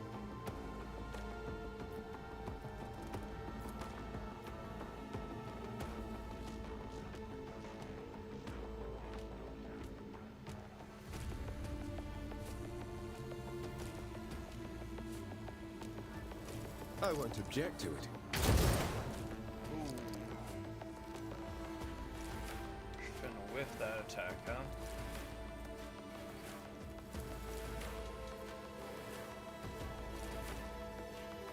For the throne's glory. That's okay. This one's barely burned. This one's a bit more. No, it's just toasted. It's okay. It's okay. I'm just gonna have it like this. Okay. I'm not worried about it. Do I The sound enemies upset? of the Emperor will be undone!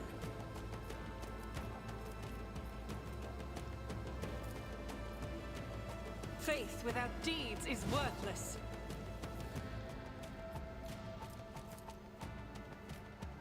I'll do it.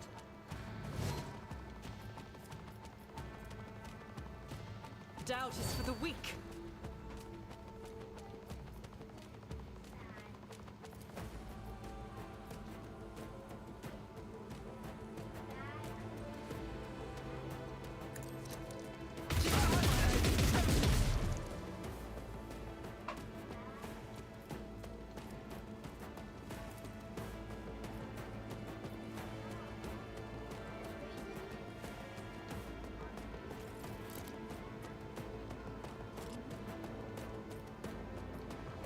Yep. You, my Emperor!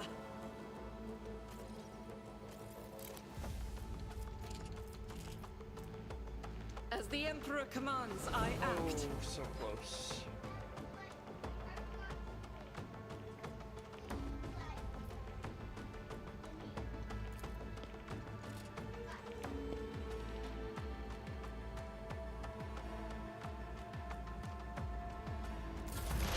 High momentum.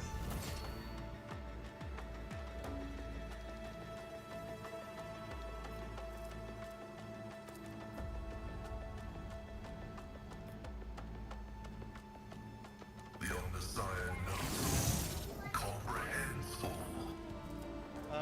Sure. The scriptural prognosis is favorable.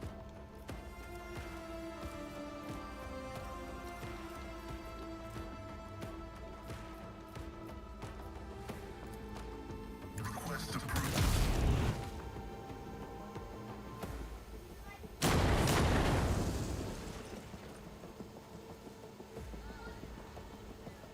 You can give me a little bit of cheese. Yeah.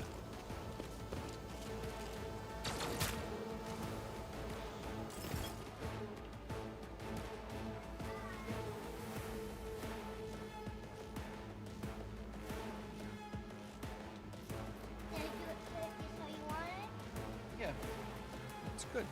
We'll just sit it there. If you want one more thing on it,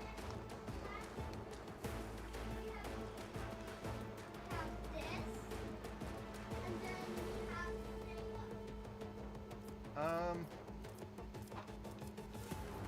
Go ahead and put, well, yeah, put a couple, just a little bit of tomatoes on each one. I'd really appreciate that.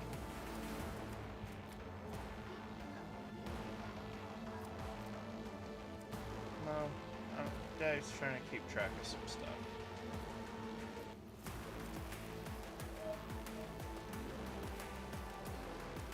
My vow is to serve. Like 3 or 4, yeah. They're little chunks of tomato, right? Let's get to it. Let's get to it. Let's make it quick. Oh, you're gonna whip a grenade at me, and I'm in a nice tight formation. Hold on. Hey, this is how big they are. Okay. They're different Follow sizes. my lead.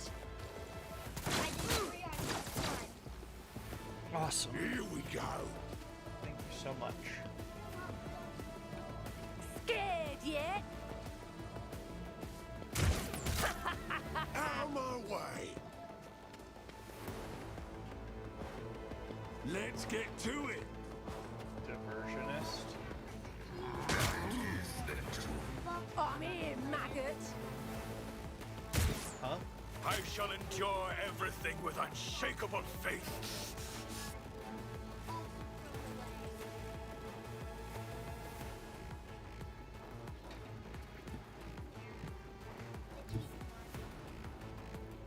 Yeah.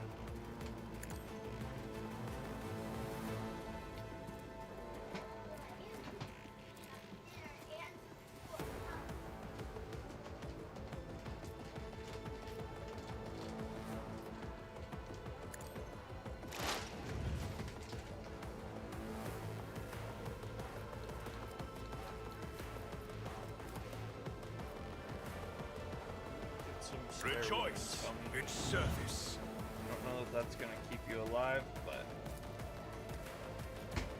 we'll try. And so shall it be done.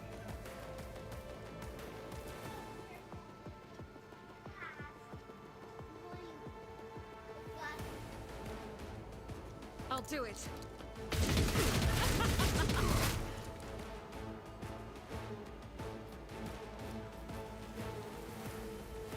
Hey, In thy firearm light I mastery. stand, and thy light I crave.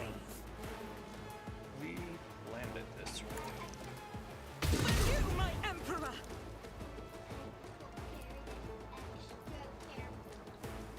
Yeah?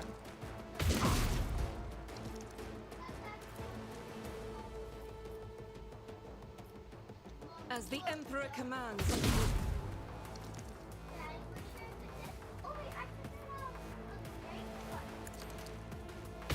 This is why I was chosen.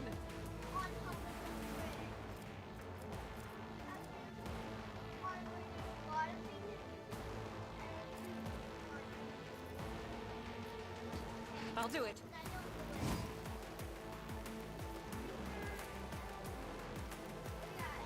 Faith without deeds is...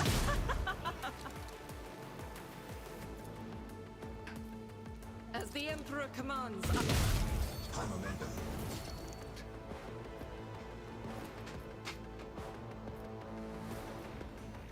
I'll do it.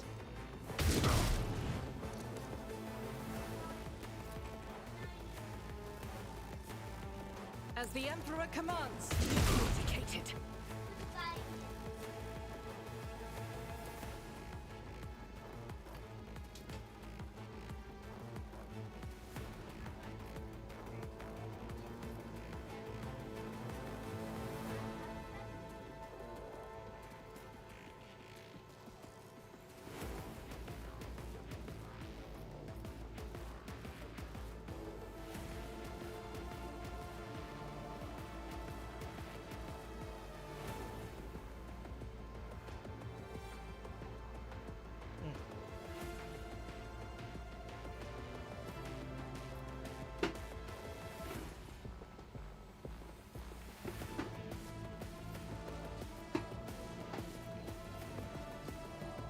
Faith without deeds is...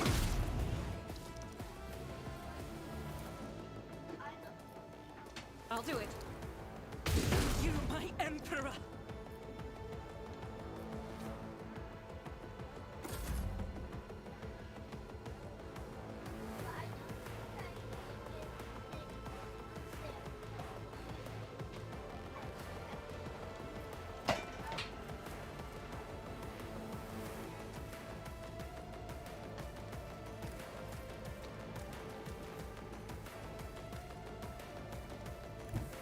Let my enemies tremble at the sound of my steps.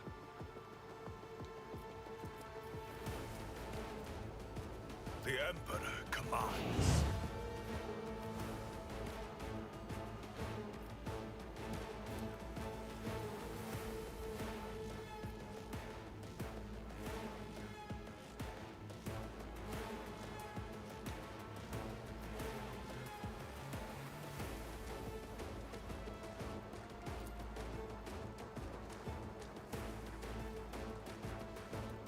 And so it shall be done.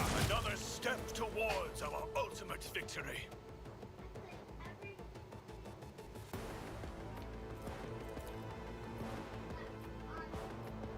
I will not be deterred.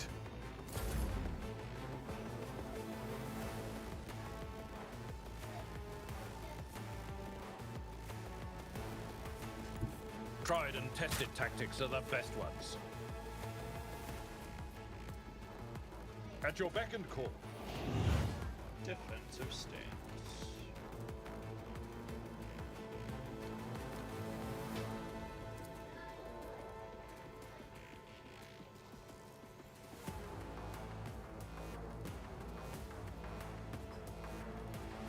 Victory is imminent. One fewer target.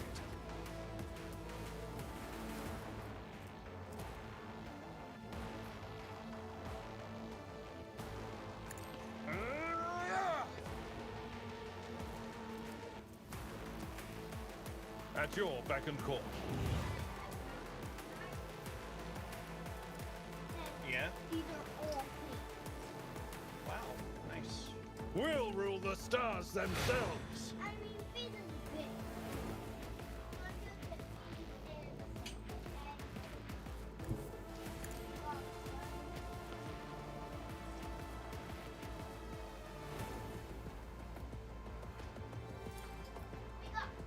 It will be done.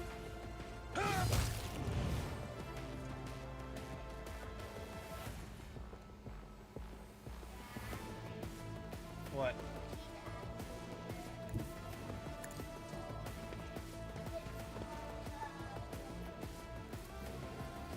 The thing that has Indeed. silverware's gone? It will be done. That's not good, is it?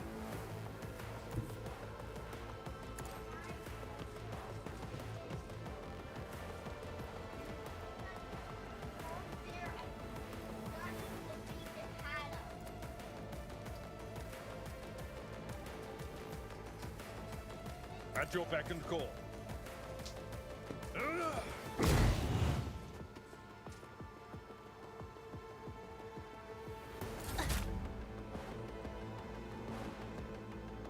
This is honest. Okay. Be careful not to cross my gaze.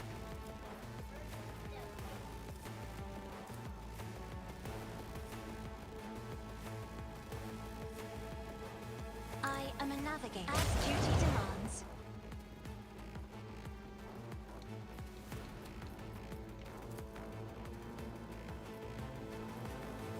If I may. How dare you!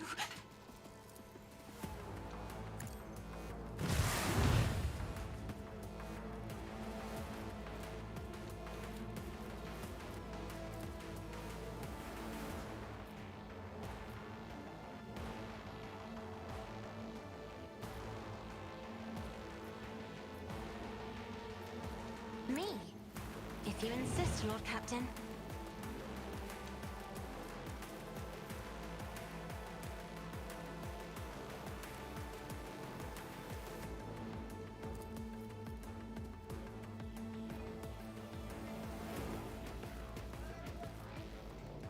If only that were possible. You know, you could have had this. Yep. High momentum.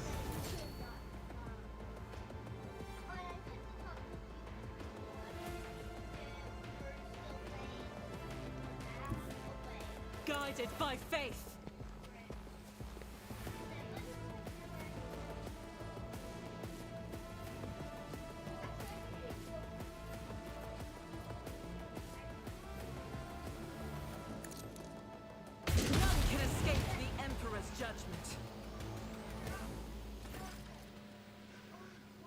State Warden. Your, your lordship, your lordship, Emperor preserve us. Are you all right?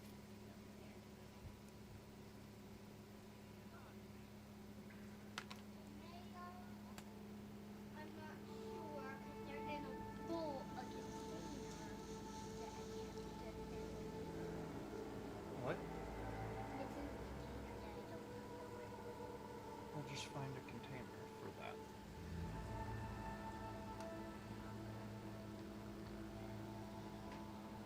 Do not fret, lay person. We have been used to outrageous slovenliness among the wardens of every world we visit.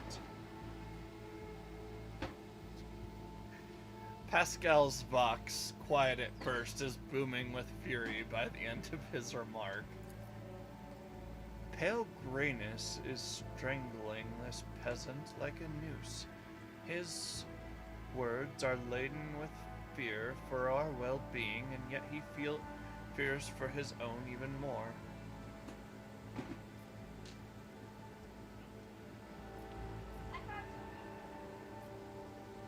Where did Governor Yat go?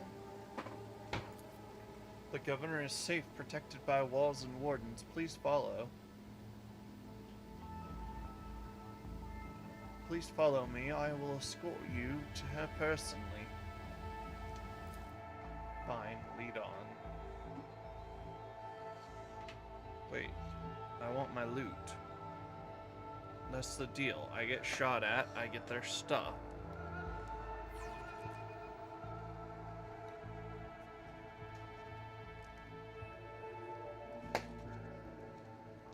Hey, look, I found the perfect thing. Mm-hmm. Now, where do I put it? In the fridge?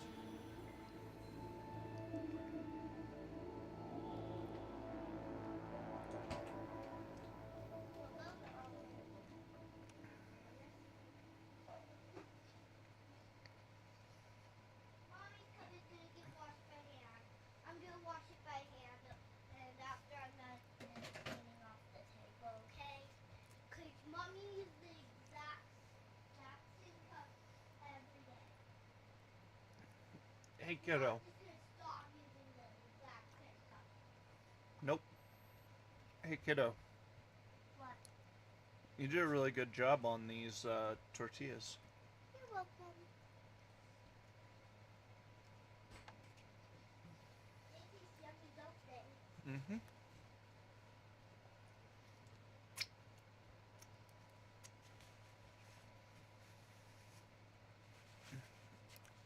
Also, I really like your little curtsy. You're welcome. Yep. It's cute. With each step, I forge my destiny among the stars. Upon seeing you, the guard at the door lets out a frightened yelp and doubles over in a low bow. Your lordship, most honorable Huria von Valencius, the governor is awaiting you in her office where she is protected by walls and guards. Would you prefer to meet with her alone or with your entourage?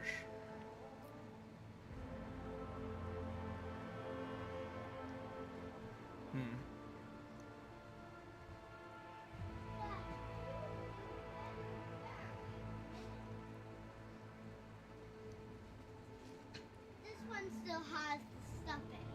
I'm Yep. gonna go put it where it should be. I know Alright. where it should be.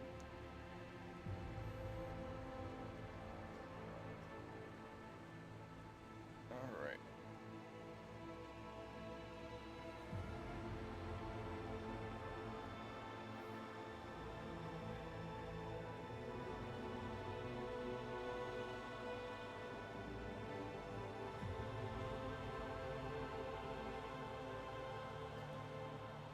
I put it where it should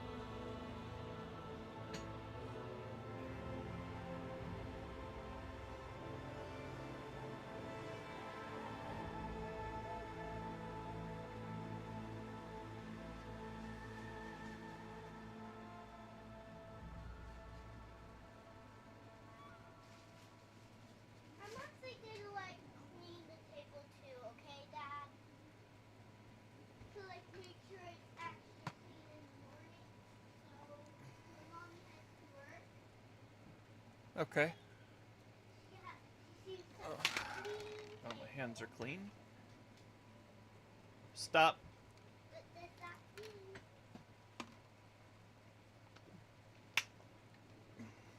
My entourage will accompany me in my meeting with the governor. You know, in case I need to bring her up on charges. Or something to that effect. What is that?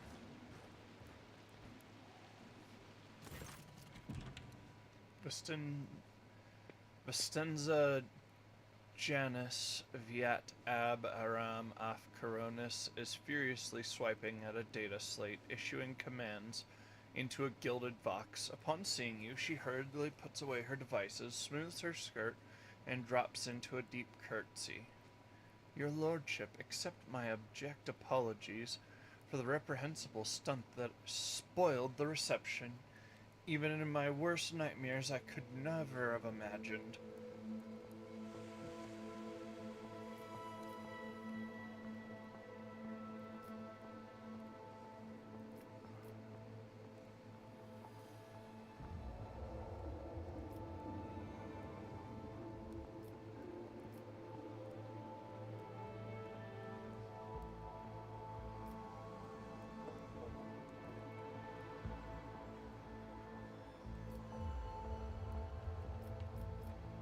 I'm not offended.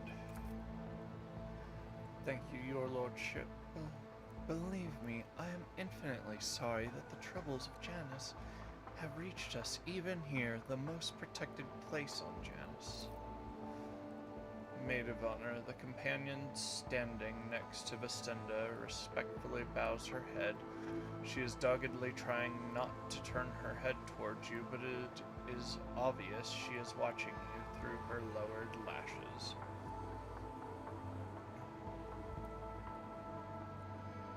One of your wardens helped us in battle. A superb shot. Who was it? Let's see. You must be referring to Juliet, our chief ally in the struggle against the rebels.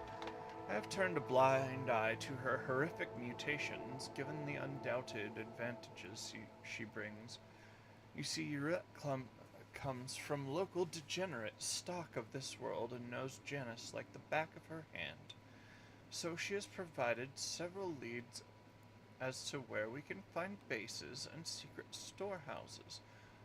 Although I admit at times I am tempted to send her away from the estate, her unnaturalness means that speaking with her always leaves me feeling uneasy. Such a gaunt, unfeminine figure, and so tall.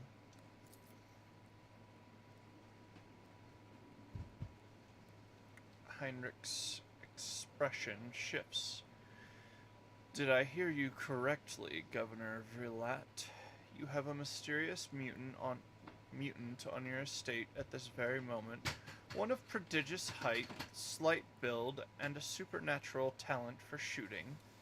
Did the arrival of this helper never give you pause for thought?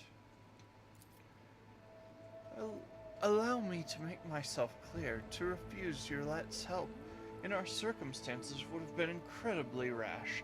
Yes, mutants are creatures abhorrent to the Emperor, and they should be exterminated, but sometimes humanity makes exceptions for those who can serve the Imperium.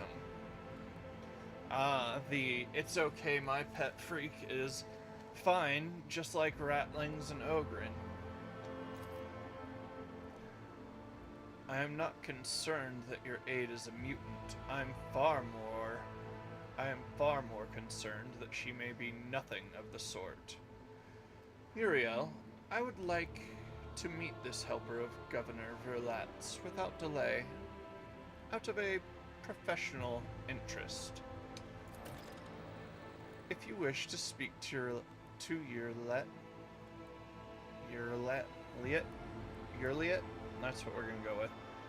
You will find her outside in the orangery, most likely by the gazebo. She prefers to keep her distance from others. what's happening? Well, Footfall Station is on the verge of starvation. Can Janice supply the people there with provisions? Yes and no, your lordship. If the question is, can such an expansive and fertile world as this one feed a few thousand void rats? Of course it can. We lose more provisions to gnawing pests every cycle than those on Footfall could eat in their entire lives, but can we ship said provisions to Footfall? Not a chance. Any cargo shuttle that leaves the surface will be targeted for attack. The rebels will not hesitate to bring it down, sending flaming debris over the capital. Our silos could become targets for sabotage. Food could be poisoned or mined. The logistics of transporting supplies to Footfall will only be possible once the uprising has been completely crushed. Several months ago, an uprising broke out on Janice. I was not even notified at first. Griping worms are for wardens to worry about. Alas, I only learned of what was happening after the miscreants began targeting noble families. Vestinza shakes her head, and then it became apparent what the Administratum's accounts had referred to as unrest was in fact organized attacks on infrastructure and society leaders. I do not trust her.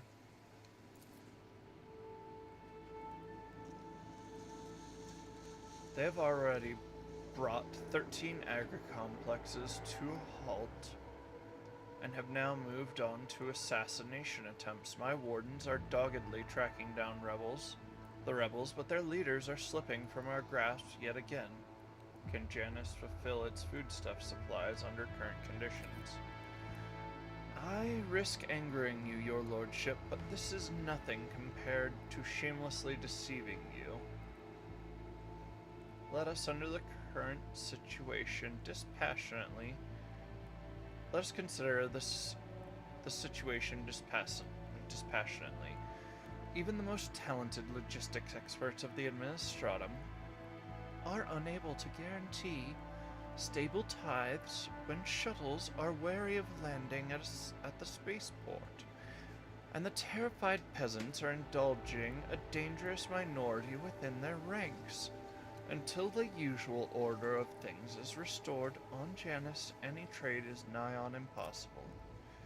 Considering what has occurred, your visit is a true blessing. You see, Janus does not have its own fleet. We could organize a planet-wide search if we had ships at our disposal. Ships like yours, your lordship. Perhaps you will need to find a way to support your subjects in their hour of need. I'm sure even approximate coordinates would be sufficient to have ground forces and ship's crew work together to hunt down the enemy.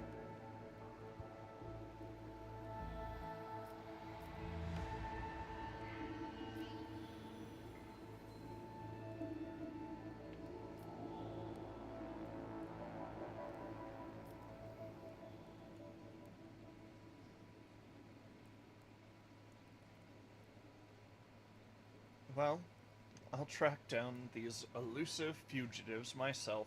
As for you, Vestinza, you will not be permitted to fail again.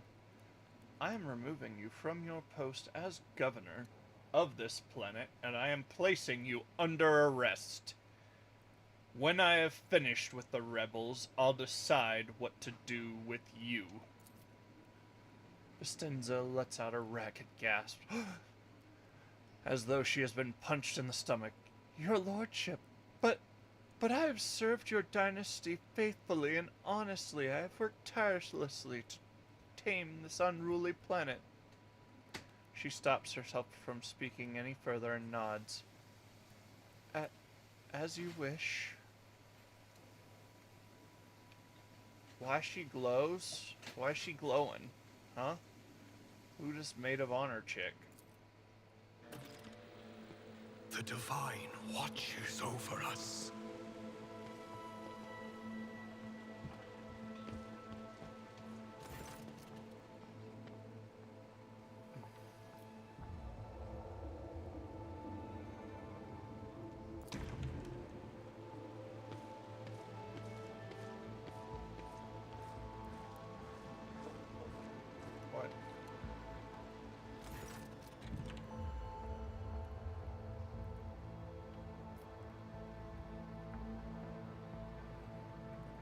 is this person standing next to you? One of my ladies in waiting, Amelia. Amelia performs secretarial duties and helps me to remain in constant contact with those families who are most responsible for the productivity and prosperity of Janus. I trust my advisors implicitly, and over time Amelia has become not merely a faithful companion, but almost my shadow. Losing her would be like losing my right hand.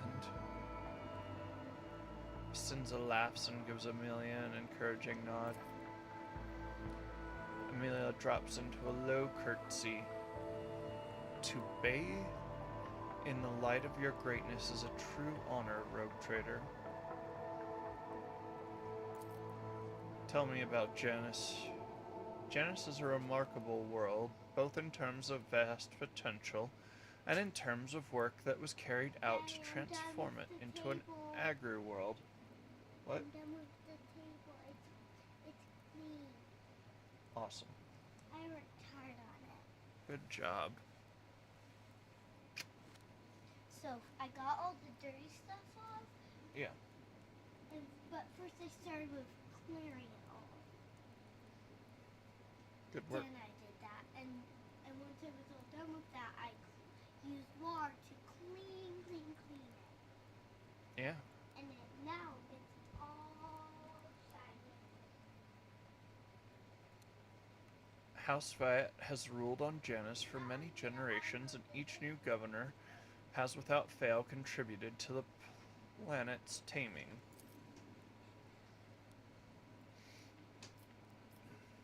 Now I'm unloading the dishwasher, Dad. What do you grow on Janus? Mainly Helican flint corn and red turnip. Apart from that, in the southern hemisphere, we have set up vast tracts of land for the Grok's population. I don't want to misinform you, but it's basically, yeah, a big, giant, domesticated, semi-domesticated reptile.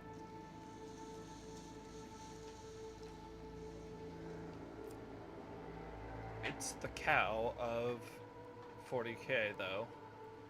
And of course, I cannot fail to mention the several thousand acres of tilled land given over to cultivating fermentable fruit for personal use and limited export. We are bound by the blood of martyrs. Sister Argenta, you are always shrouded in a greenish-gray mist when I see you.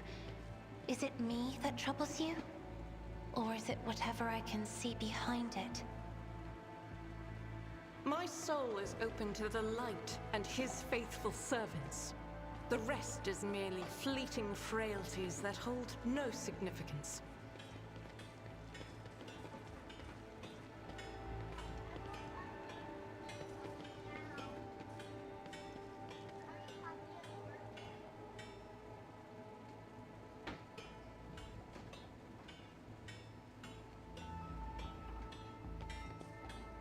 I am happy.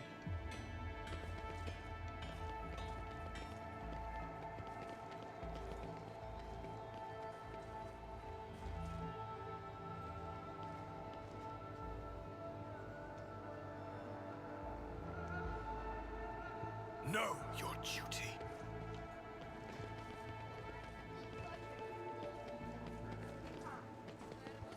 Yup. You got a lot of guns with you, lady. What?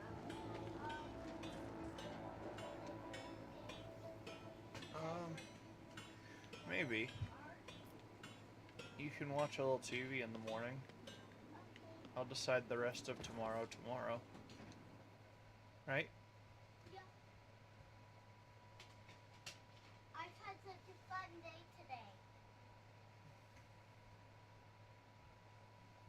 It's been extra fun.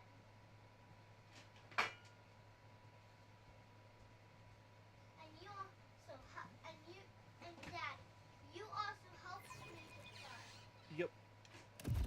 Observation report on Henrik Van Kalos. The unit's professional skills make him a suitable candidate for data interrogator server skull conversion. I am proposing I will have to decline your generous offer, Magos. I would rather keep serving the Golden Throne with my full complement of limbs.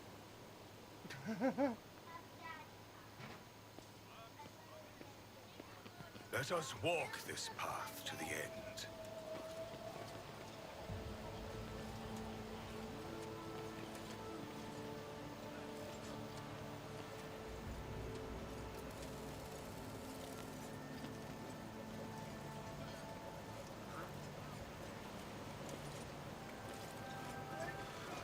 I like goods. Operation successful.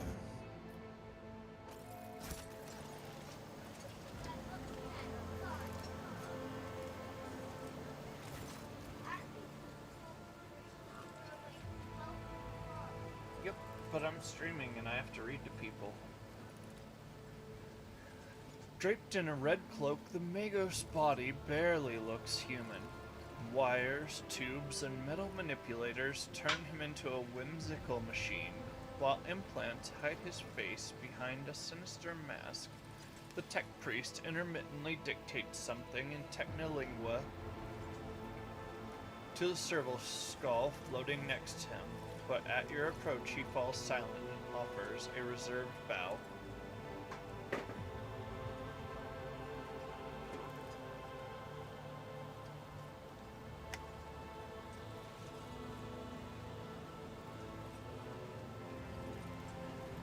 Greeting your lordship. Lex Mechanic, Bentley Zealots, how may I serve you? Pascal and the Lex mechanic exchange trills of binary greetings. The series of sounds issued by Benzalek sounds much longer and more deferential than those of Pascal.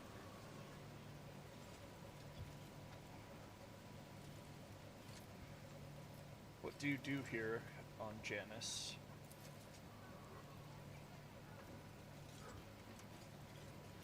By order of the Adeptus Mechanicus, I have been entrusted with the management of the Adeptus Administratum in order to catalog agronomic data and analyze information about the planet during the process of subjugating it to the will of the Imperium. Listen to Techfada, your diligence, and the diligence of those like you turns anarchy into order and bestows classification to knowledge. One of Pascal's mechadendrites lightly touches the Lex mechanic's body. The tech priest bows respectfully in return and clearly a little startled. How many servants of the Adeptus Mechanicus are there on the planet? According to the data stored in my computer, all infrastructure nodes for food harvesting and processing have their own contingent of technomads. A total number of 253. Correction, based on the latest data, the figure is 211.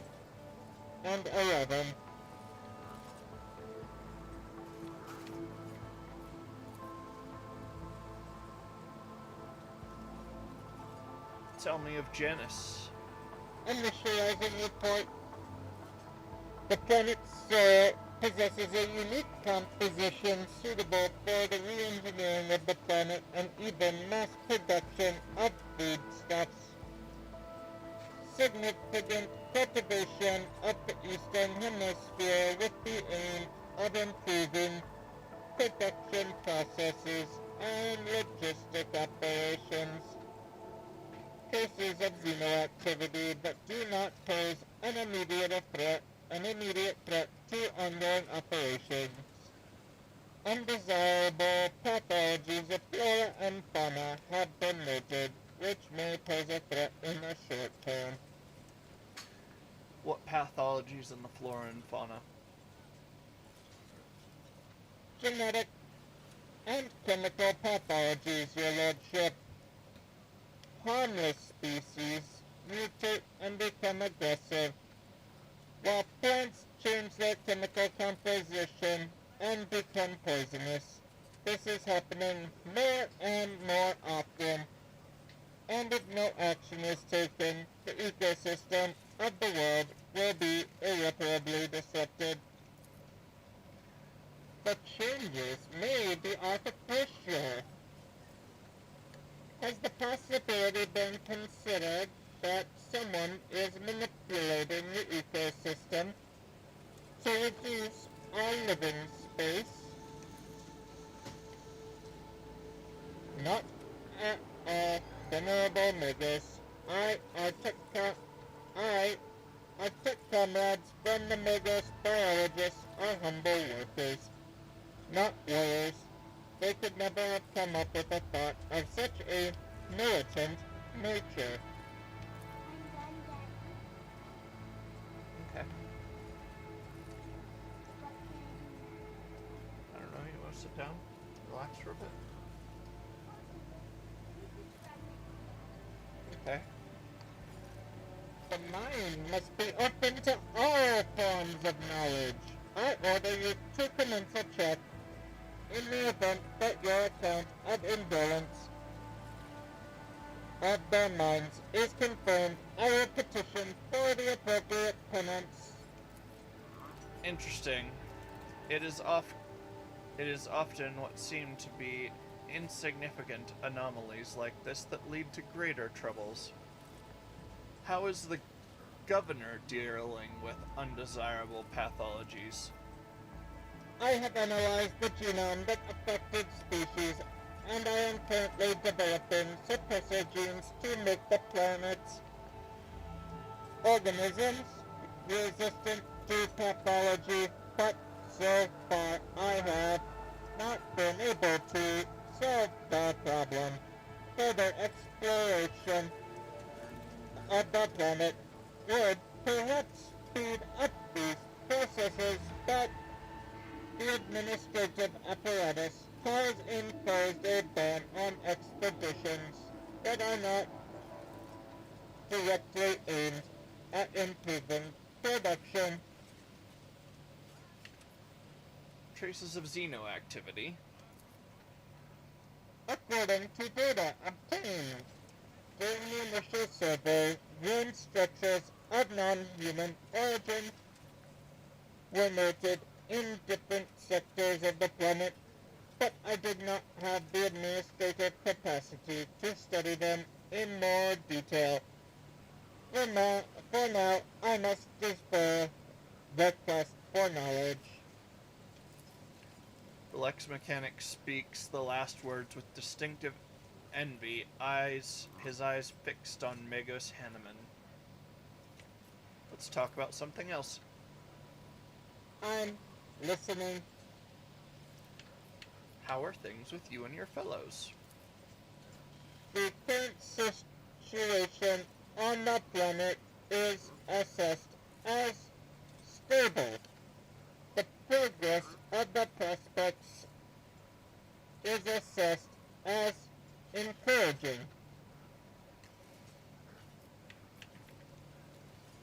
We will speak later. As you wish.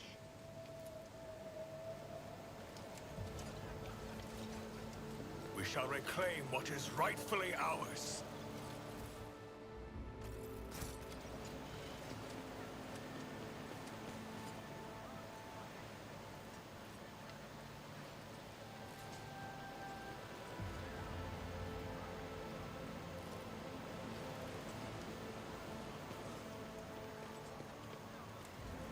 There's that lady.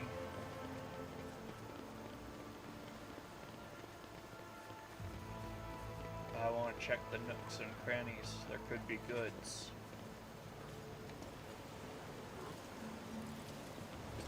goods in the Var Hills.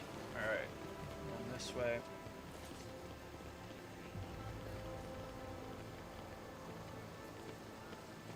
Commerce, 100%. The duty prevails. The governor's palace is opulent. The gilt finishes and plaster are updated regularly and frequently, it seems.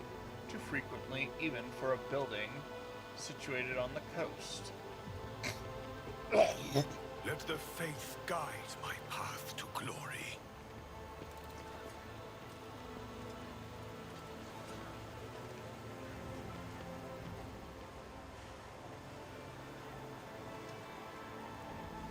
I think I'm gonna go back and talk to people now.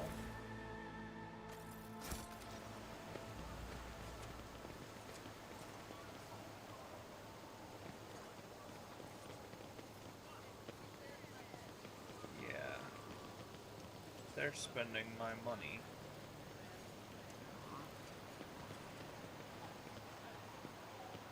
Huh.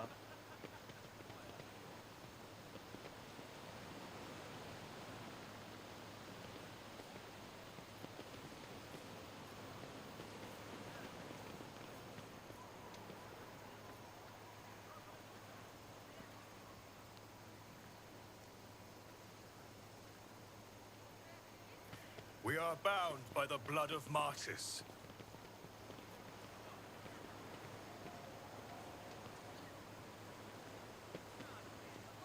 Iliad Lenevus greets you, Elantark.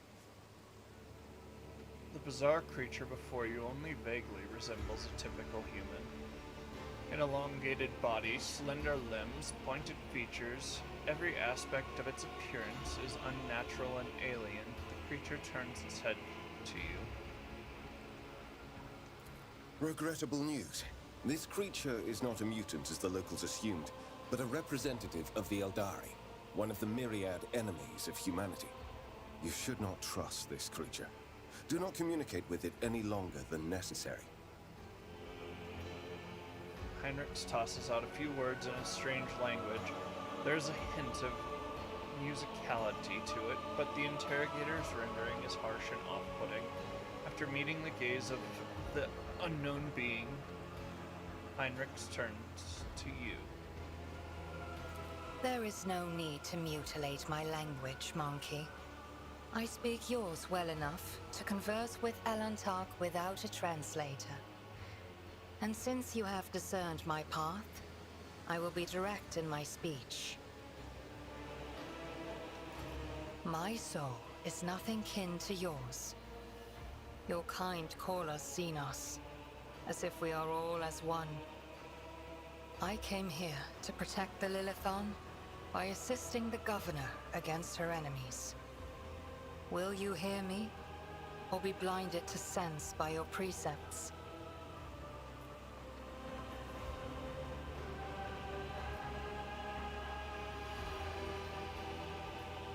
I will speak to you, Urilet, Lenevus, but keep your hands where I can see them.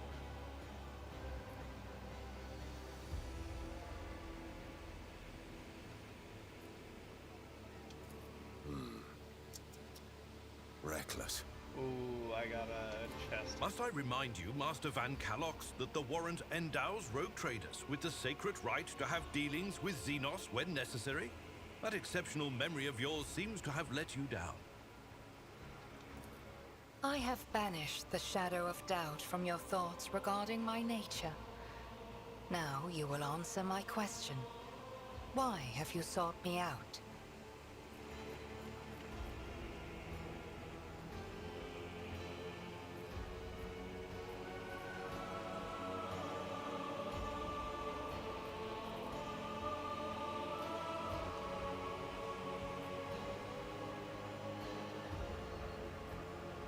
Why do you call me Elantark?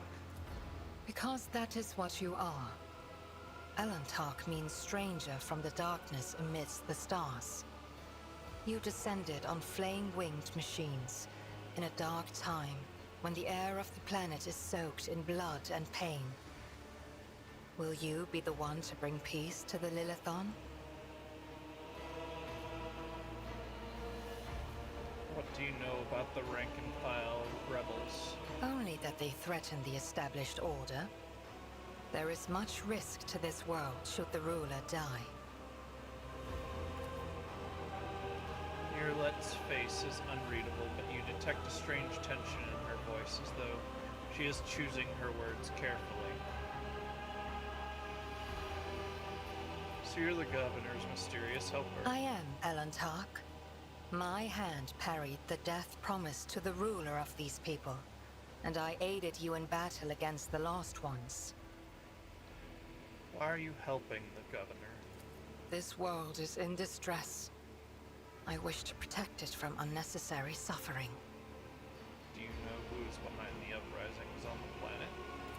There is a malevolence here that drives your kin down the path of violence. Your answers are not particularly helpful.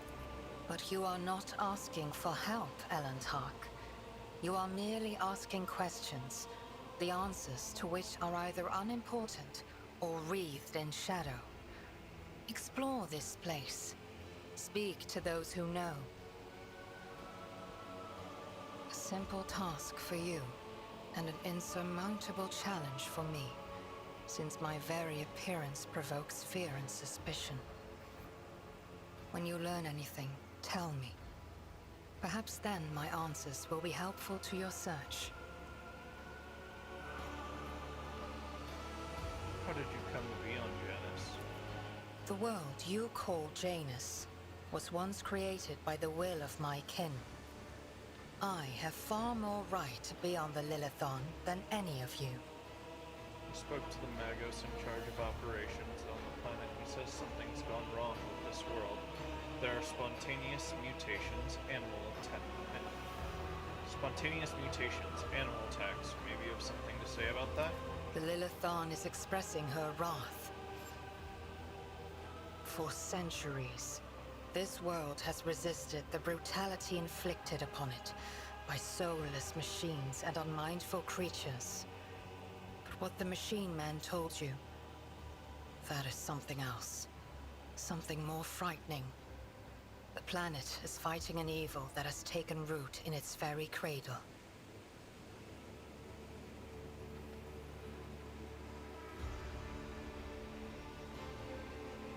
Hey Shun, I was looking at achievements today.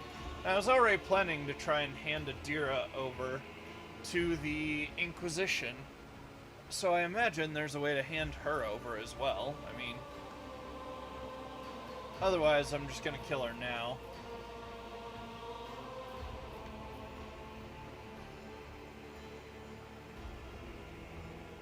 Do you know how to do that? I mean, I don't know. I'm just asking, is there a way to turn her over if I recruit her temporarily as an ally? It's not I mean, out of all the Xenos, Craftworld Aldari, the Eldar are the most likely to ally with humans successfully.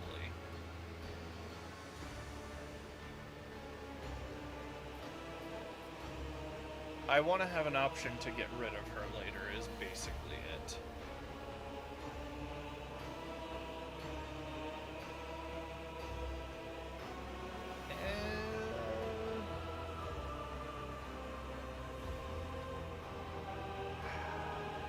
Maybe she's temporary, I don't know.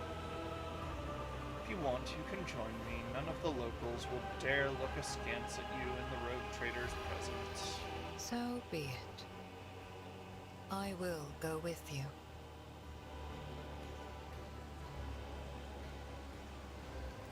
With all due respect, are you sure this is the right decision? We know nothing about this Xenos, or why she has wormed her way into the governor's confidence. As far as I can tell, she isn't especially keen to help us, and yet, for some obviously dark reason, she has decided to take part in our investigation. My judgments and choices are for me alone, Monkey. If uniting with your master will bring peace to the Lilithon, then it is the true path. Do not get in my way if you value your next breath. Oh. You have not yet spent enough time among humans if you think threats will dispose me more favorably toward you. The decision is yours, rogue trader. But let me be clear. I will terminate your pet Xenos at the first sign of her non-compliance. Yay! I am ready, Elantark. Let us go forth. I want to keep Van Calyx with me.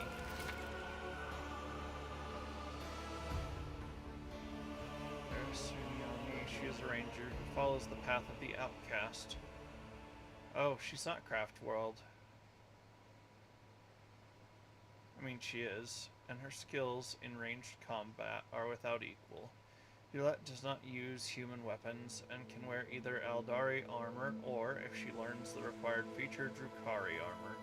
Yulette's unique ability instantly ends her turn, however, at the start of her next turn, she will make an attack that always hits its target. Oh, who to get rid of? Probably, yeah, Pascal.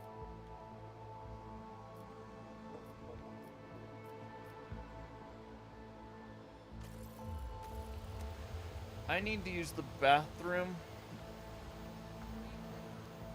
We'll check her out in a minute. Shun, would you do me a favor, please? And look to see about... I want her to have a good build. If I'm going to be doing a bunch of leveling, I don't really know where to put her. She's got ranged combat stuff going on. Is there a good recommended path for her? You could just text it to me. I'll be right back, guys.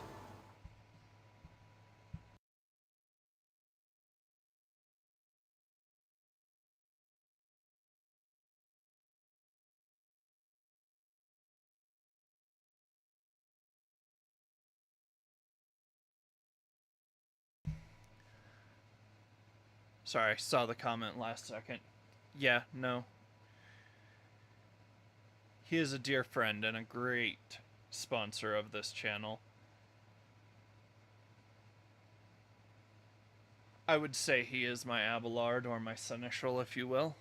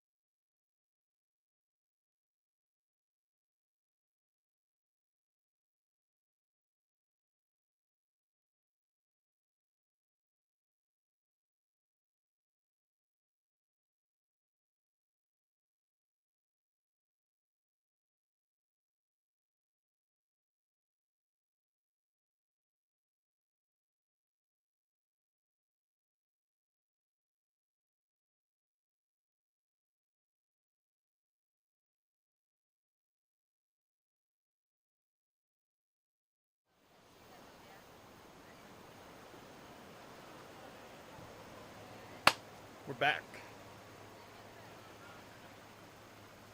So, I'm figuring either like a bounty hunter, maybe an assassin. Yeah, no, I think that's a good one. There might... I have a actual... Am I able to get back to my ship right now? Because if I can... I want to go... What a splendid estate! I have seen pics of our ancient manors in the House Orcelio archives. This place is very similar. It's a pity you were denied the chance to grow up in such surroundings. Spire. I can just picture a young lady navigator, relaxing with a book in the garden after her lessons.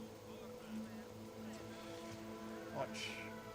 A decorative spire hastily turned into a watchtower is a sure sign of a turbulent situation on the agri-world. Oh man, I cannot. I want to go to the ship because I need to talk to Jay and take her stuff.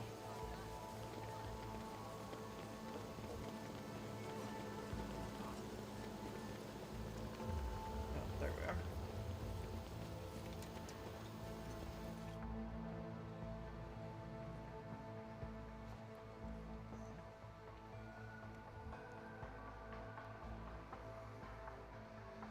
She's got a sniper rifle, I believe, called the Eye of Hecaton. That's an Eldari thing. Now that I have an Eldari, it would be worth getting.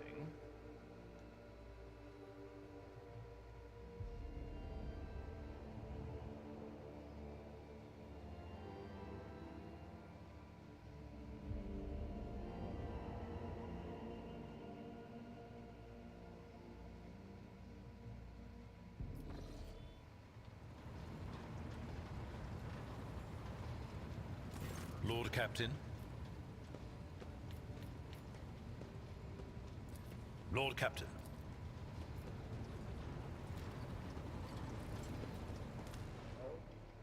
Inventory. Yeah, it's on her. She's running it. No, that's Wanderer's. Yeah, that's Wanderer's Portent, right? It's a Xeno weapon. I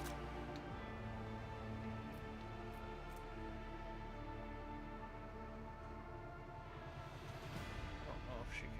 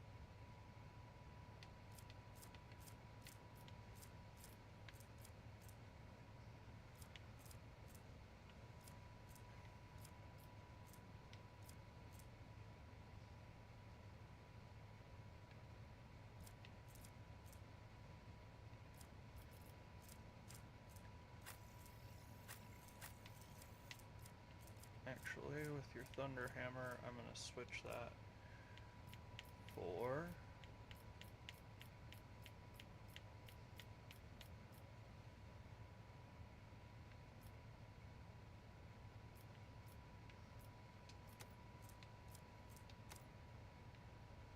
yeah. Partially because of the drip of it. You know what I mean?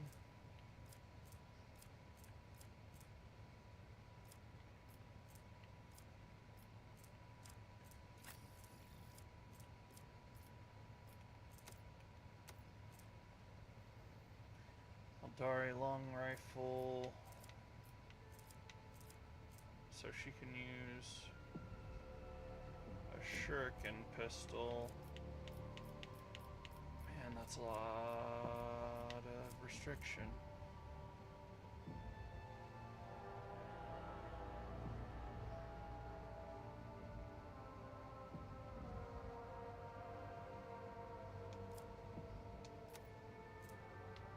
We'll go with that.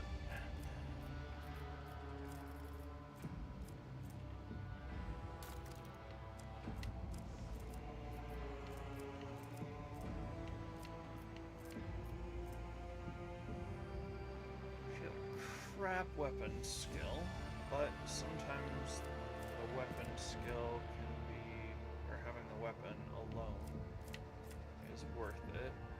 12 to 24, 18, 10 parry.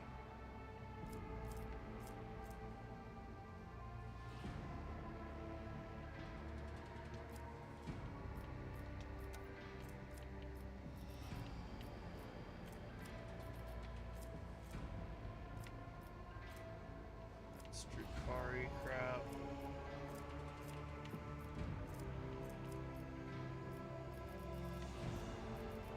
So I get like one shuriken pistol for shooting with the offhand.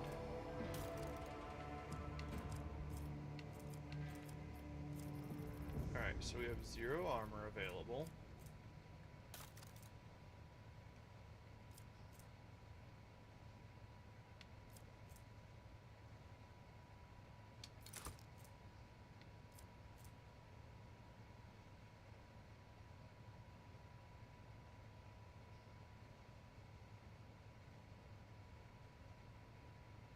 Ooh.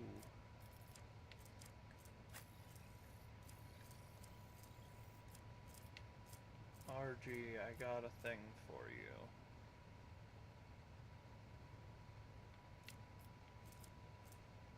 Alright. It is this. No, it's not that. Where was it?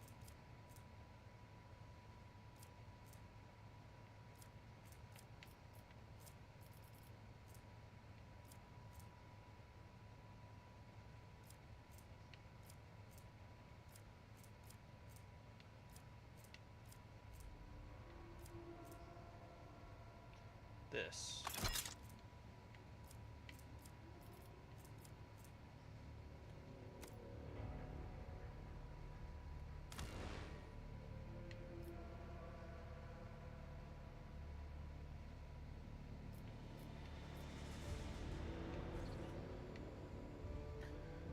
Alright. Better.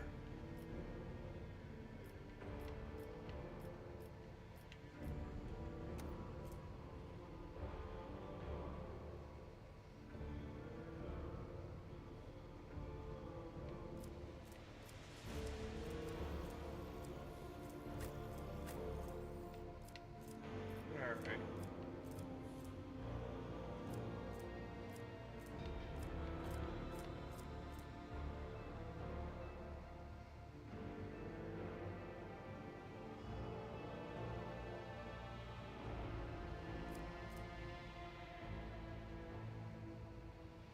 That's a really good one. Can you... Oh, you can.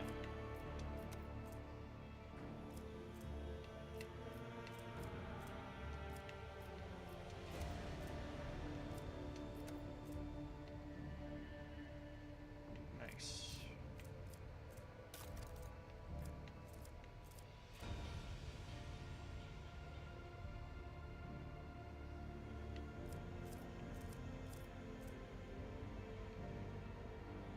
It's 10 shots, so I'm not really worried about that.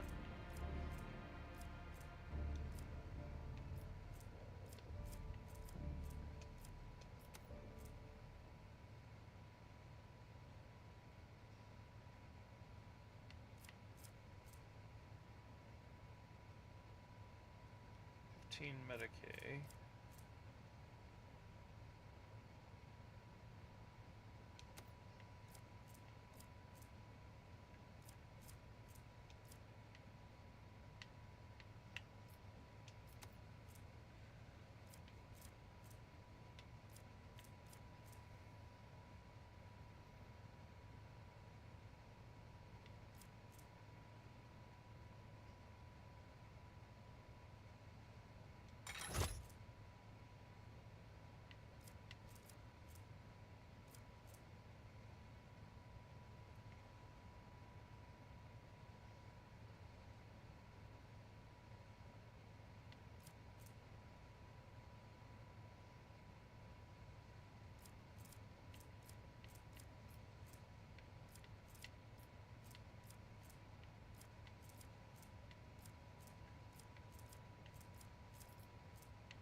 I thought I took the Grenadier gloves off Jay. Maybe I didn't.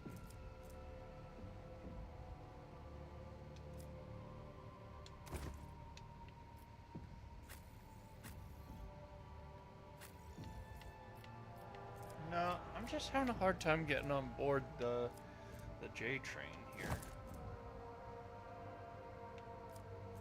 You know?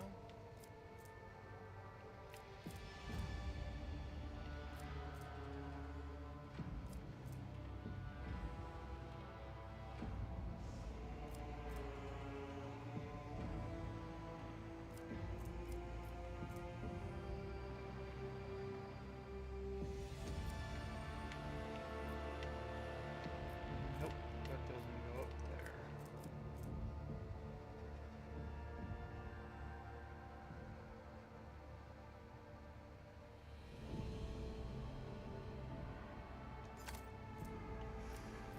Better something than nothing.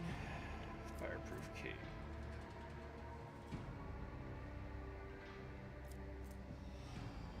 Dodge reduction on area.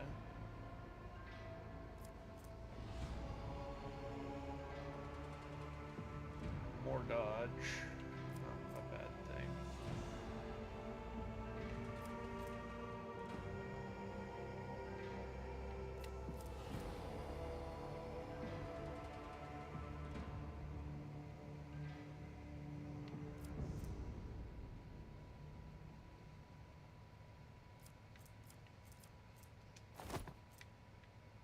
Yeah, she's Death Going Assassin at this point. She's wearing Cameline.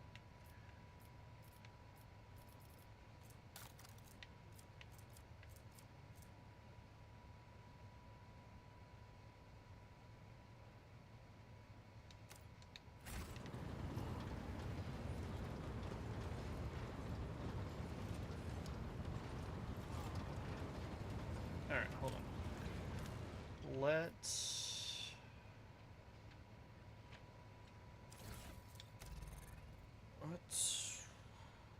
yeah.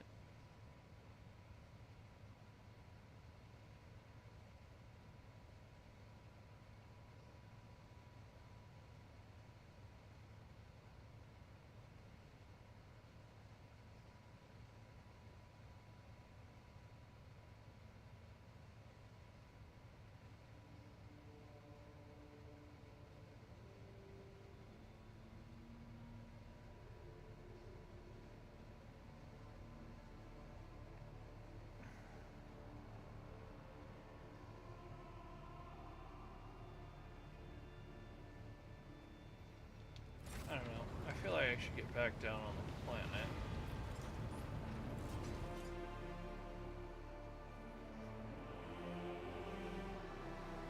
She's an operator, so yeah.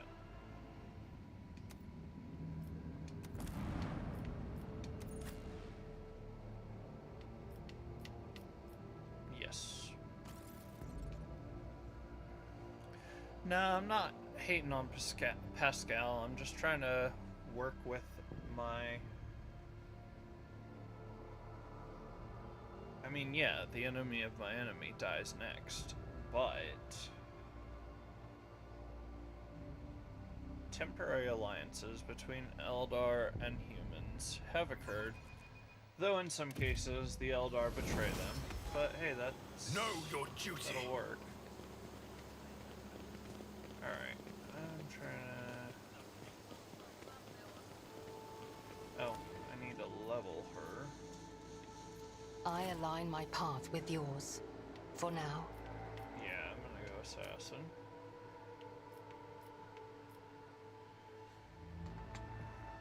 That is...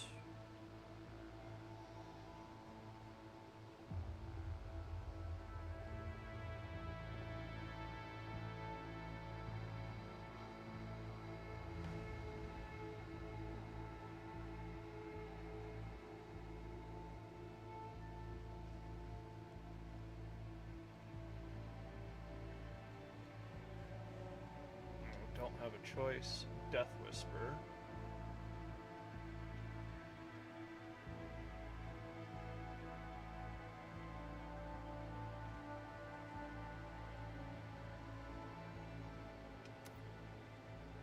Okay.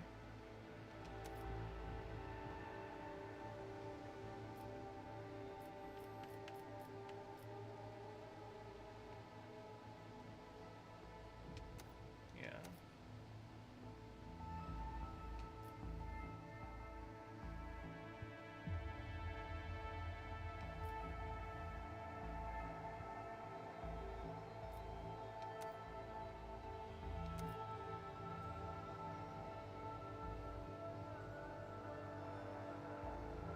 Let's see.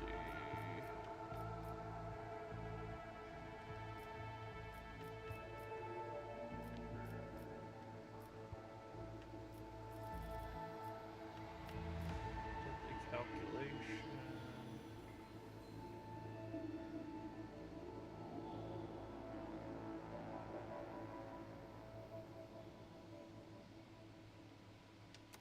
Okay. Get that ballistic skill.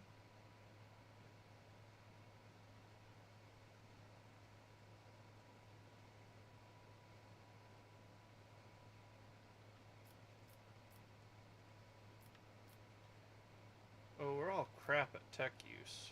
I just realized that.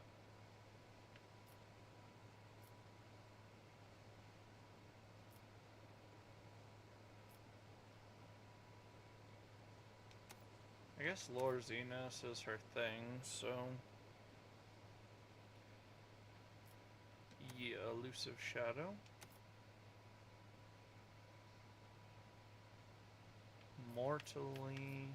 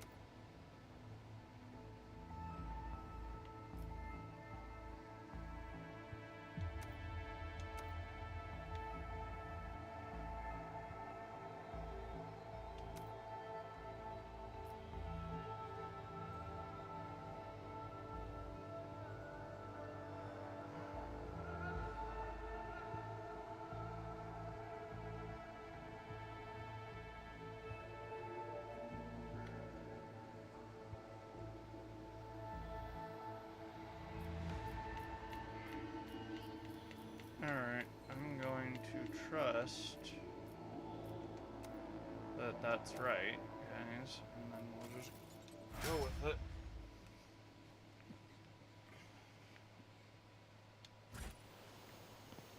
Speak. You Look no further. Blessed is von Valencia's bloodline.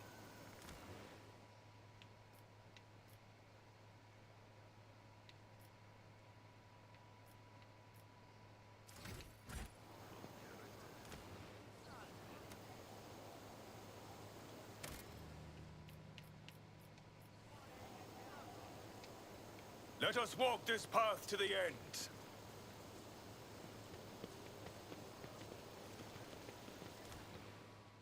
The Emperor protects. My faith is my shield.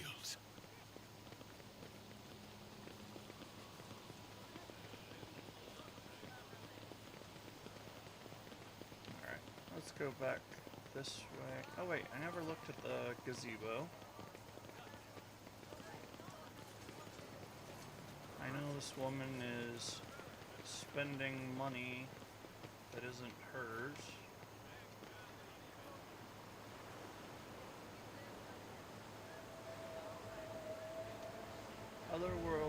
An otherworldly science reigns under the arches of the gazebo. Perhaps a sound barrier generator is mounted in the dome?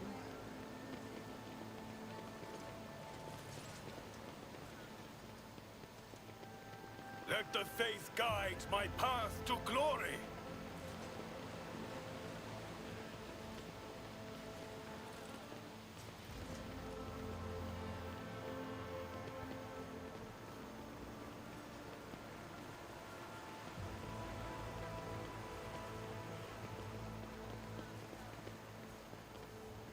Oh, you're denoted.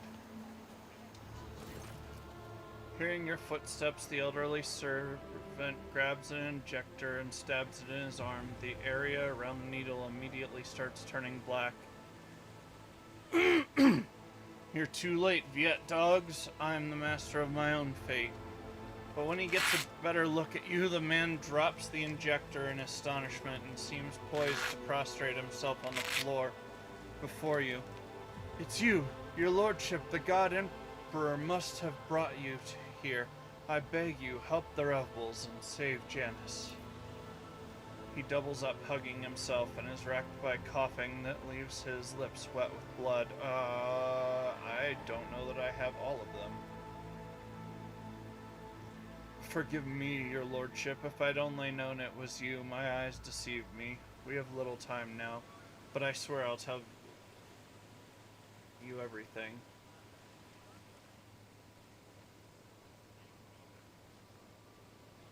Say what it is you want to say and be quick about it.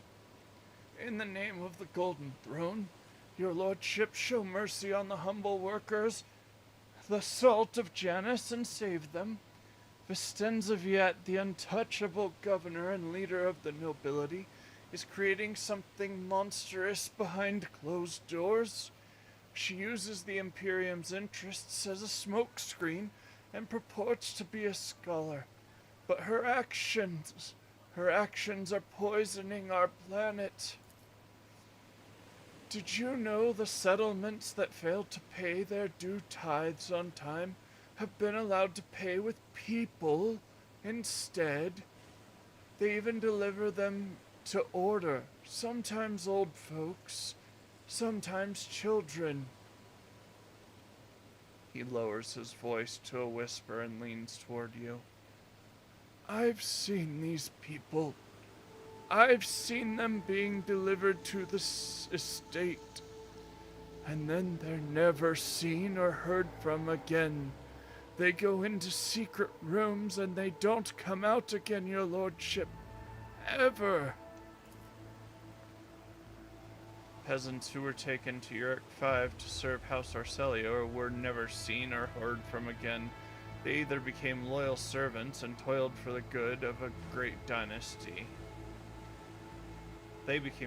Why should they ever return to their filthy, squalid abodes? The old servant lets out a moan. The dark stain on his arm seems to creep through his veins until his arms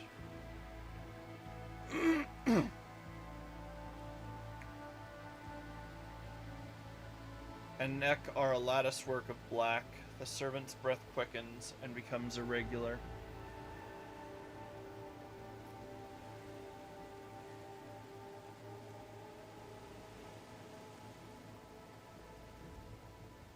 What secret rooms?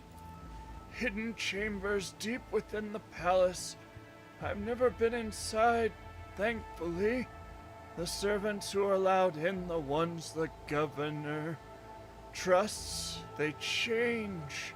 She changes them, pretties them up, defiles them. I see no shadows of deceit behind your words, and even so, I would have noticed, I know, I would have noticed the signs of which your let's face tenses like a taut string, and doubt creeps into her expression. Except whenever Vistenza hosts one of her dances at the palace, she sends me away to search for the rebels into the forests, far from human settlements. Alright. My character doesn't know what's going on, but I know what's going on. We got some Slanesh crap going down. She always gets the nobles, I'm telling you. You find me a group of lazy nobles that are bored and they'll start dabbling with Slaneshi crap.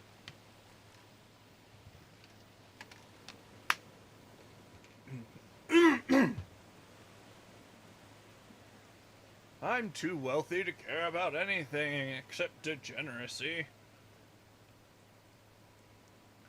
Into the forests, far from human settlements.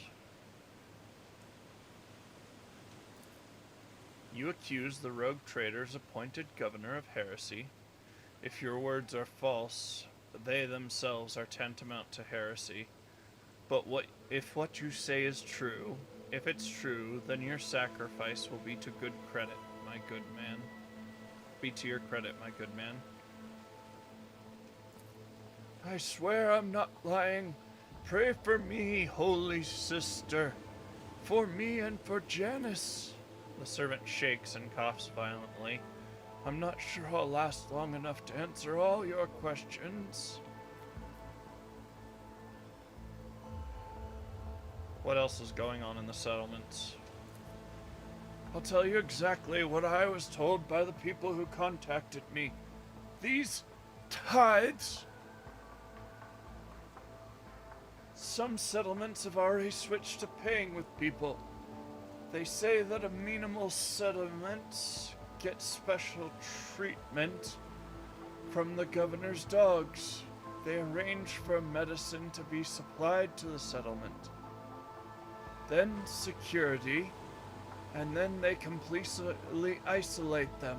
All contact between those inside the settlement and the outside world is cut off. One lad managed to get out. He's the one who told me all this. The people are rotting alive in there. Strange growths, yellow eyes, stinking like dead bodies. The worst ones are rounded up and taken away. The fellow who escaped, he seemed fine, but within a couple of days of the rebels picking him up, he started seeing monsters instead of people. They had to lock him away from other folks, the poor sod. And then his wrists... The old man starts to convulse.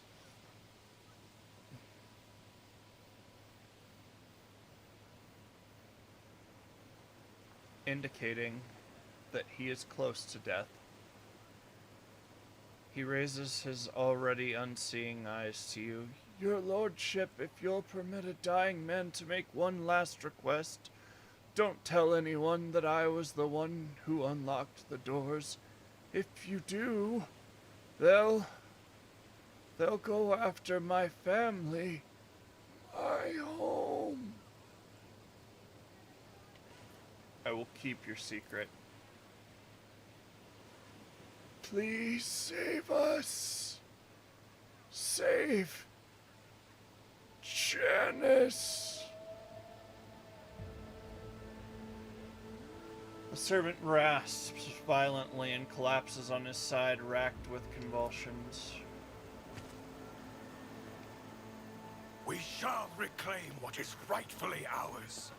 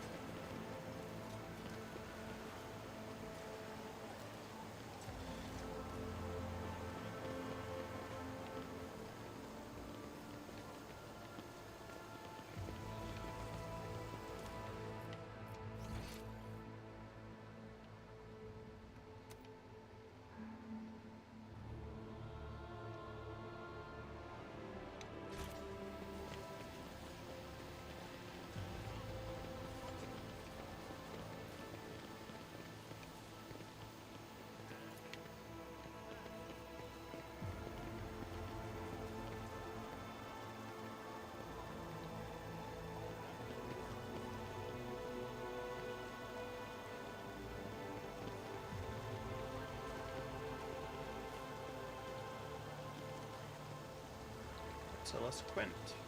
That is a priest named, if I've ever heard one. Oh, nope. He's Administratum. The stooped man wearing a cloak of the Adeptus Administratum is reviewing information on a data slate while his quietly whirring mechanical arms fill a long scroll with writing. Upon noticing you, the man stretches his thin lips into a smile and deferentially bows. The light in the eyes of the servo skull hovering over his right shoulder gently pulsate.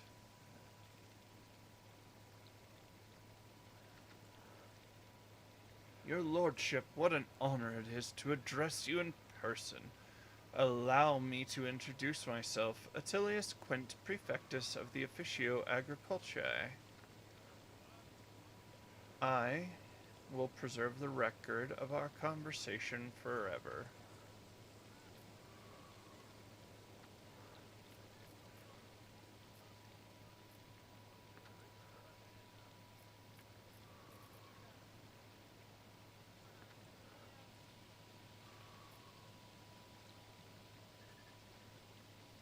What record of our conversation? Your lordship, I painstakingly record every conversation with high-ranking personages, and afterward I fill out all 7 accompanying forms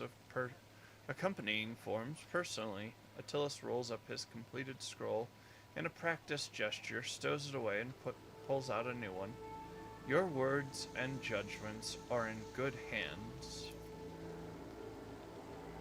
Attilis' mechanical fingers fly over the scroll as he fills in another line.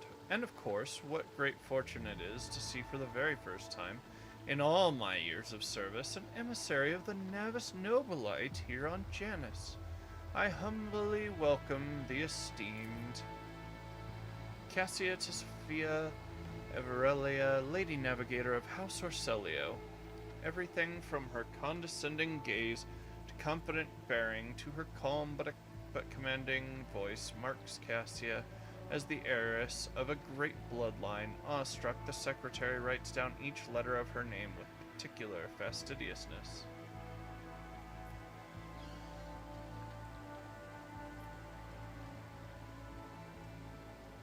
Laudable foresight. I thank you. Moments such as the appearance of a rogue trader must be preserved for posterity. What do you think of Vistenza Viet? Oh, I must confess the news speaks of her. The news of her arrest has shaken me to my core. May I speak openly? I admit I haven't got a bad word to say about Governor Viet, and I hope, when you appraise her efforts, your anger will change to mercy. The governor is a superb leader. She possesses an excellent grasp of all matters and never uses an incorrect form for a given situation. I do not pry into her personal affairs, but if I may speak plainly, A lady who fills out paperwork with such finesse cannot be a bad person in my view. What are your duties here? By the grace of the God Emperor, I oversee the administrative apparatus on the planet and serve as secretary. I am also responsible for the logistics related to supplying the planets of the Von Valentius dynasty and the timely payment of tithes to the Imperium's official collectors. Speaking of the Von Valentius dynasty, when were the last shipments sent? Oh, your lordship, our supply shipments are all in order. Foodstuffs and other items ready for export and simply awaiting the arrival of transport ships. However, given the current circumstances on the planet, Janice could not provide even one tranche more than what is already prepared. I am certain the situation will be rectified in the near future. When did the collector ships last come to Janice? Oh, lordship, I must confess that as yet I have not had the pleasure of filling out a sacred tithe protocol form, as the last Imperial ships to come here did so under my predecessor. That actually tracks. Come to think of it, that would have been several decades ago. I do hope the logisticians responsible for such an unforgivable oversight lose their heads over this. Yeah, that's enough.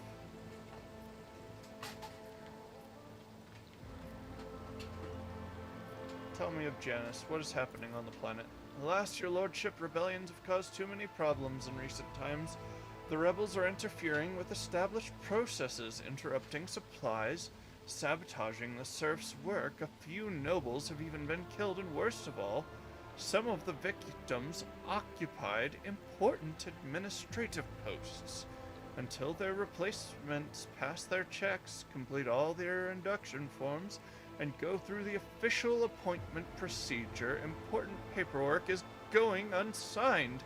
It's a bureaucratic catastrophe. The absence of a required signature is, of course, the most horrifying thing about this situation.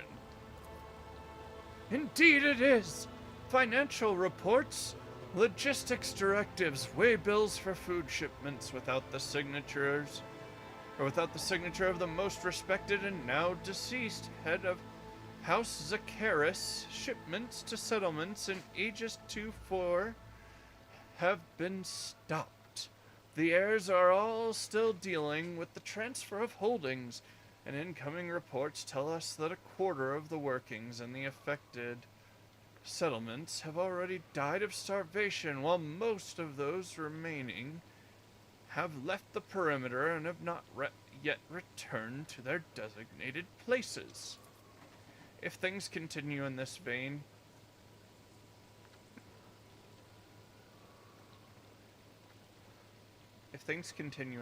I dare not even imagine what it could lead to. There are worlds that are ravaged by war for generations. Generations, your lordship! Like that deranged planet by the Nameless Star, so close to our own peaceful system. The inhabitants there supposedly lived under the patronage of rogue trader Winterscale. I shudder to think what he has created there.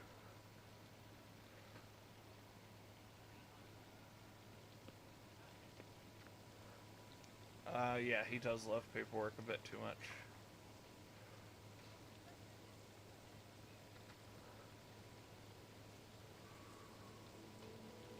Who's directing the rebels? Does anyone know?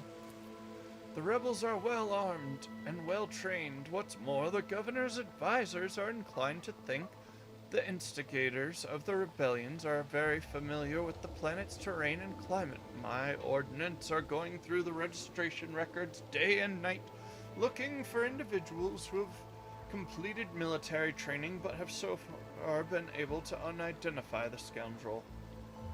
I want to know details. Where have the rebels struck and how? Of course, I would be delighted to furnish you with all the information I have. In the last few months, 15 organized attacks and 7 terrorist attacks have been perpetrated. Irrigation equipment has been sabotaged in agrarian sectors 3 to 5. Transport routes 27, 413, and also, I suppose this will not tell you much. Please. With a fussy gesture, he presses several buttons on his data screen, and a three-dimensional map of coordinates of the attacks appears on your cogitator. Oh, the data is superbly correlated, but the diagram clearly reflects the actions of the... Unfortunately, no matter how hard you stare at the coordinates, you cannot discern any logic to the attacks. What are you doing to combat the rebels? Our security services are tracking those who support the rebels. Our regular wardens are wiping out those saboteurs without the slightest mercy. But they keep appearing. My scribes have been run off their feet, keeping records of all the public hearings and executions. But I am confident the governor will find a solution soon. That's enough for now.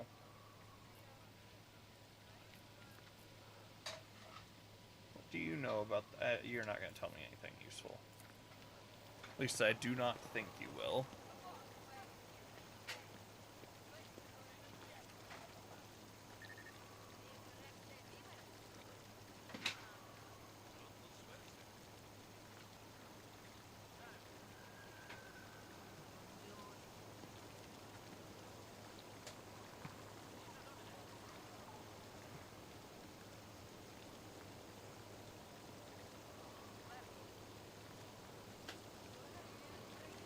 With each step, I forge my destiny among the stars.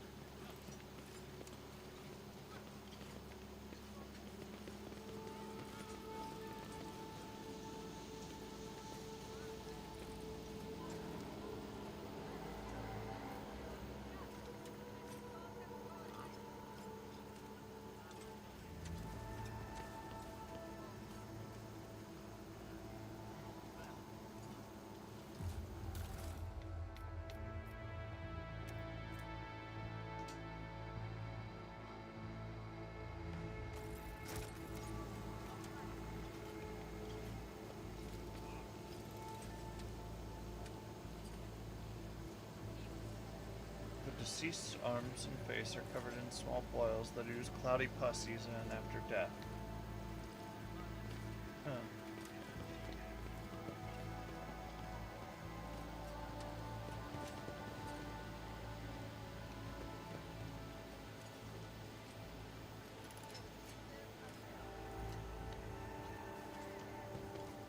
The Divine watches over us.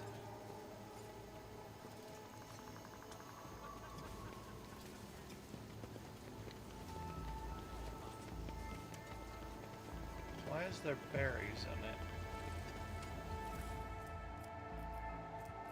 Why berries?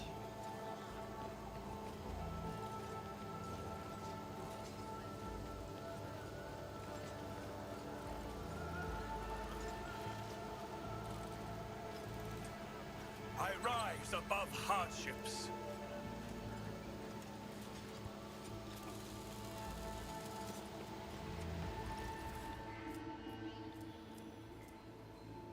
Hotshot las gun, nice.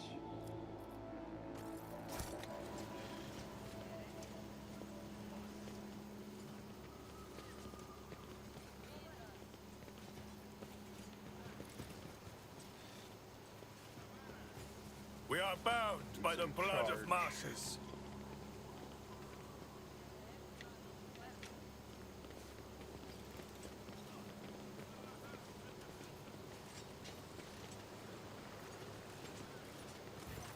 Oh, a hulking man dressed in a uniform marking him out as an officer of the gubernatorial wardens is closely monitoring his subordinates as they surround the building. Sensing your approach, he whips around, his face going pale, and offers a low bow. Your lordship, please do not stray too close to the building. One of the terrorists from today's attack has holed himself up in there. He could be dangerous. Okay, chat, this is our chance. We going in.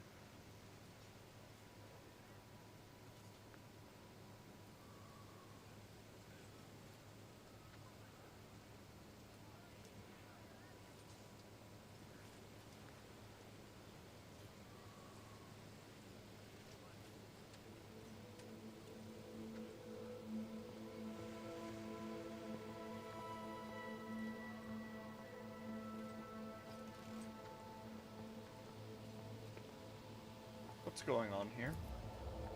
Ready to ready to report, your lordship. We conducted a sweep of the area after the attack. All the assassins were arrested or neutralized, except for one.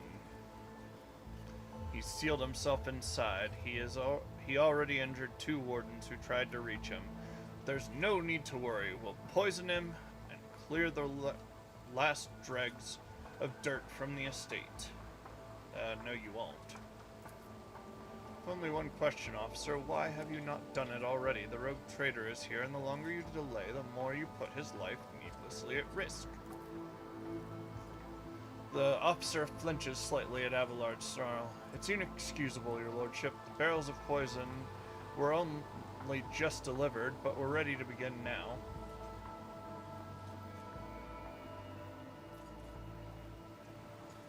What's so special about this building? It's one of the utility buildings. Fortunately, it was empty at the time of the attack. There were no potential hostages or innocent people inside. If you ask me, I think this was the first place the killer came to when he was beating his retreat. We managed to round up all the others, but this one holed himself up in there. I want to talk to the person inside.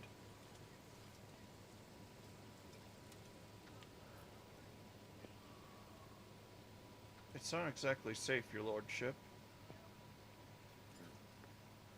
Alright, time to bust out proper trader. You dare to question me? Out of my way. The officer seems to remember himself and offers another low bow. Forgive me, your lordship. Act as you see fit.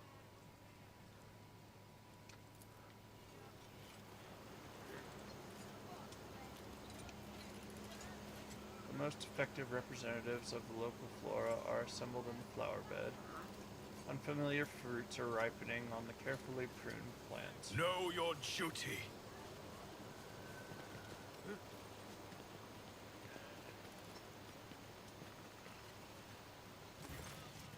Wounded rebel.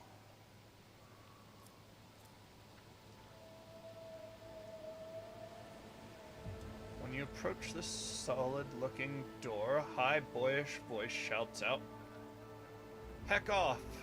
You won't take me alive! Better to put a bullet in my brain than let the governor's dogs get their hand on me."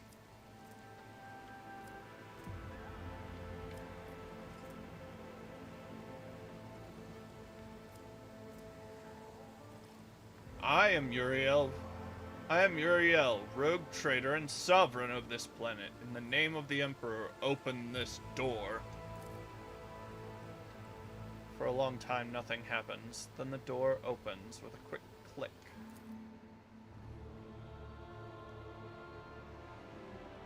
Wounded rebel.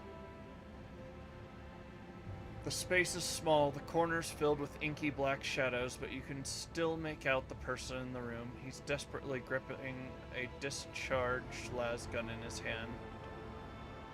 hands. The rebel looks at you in amazement. It really is you.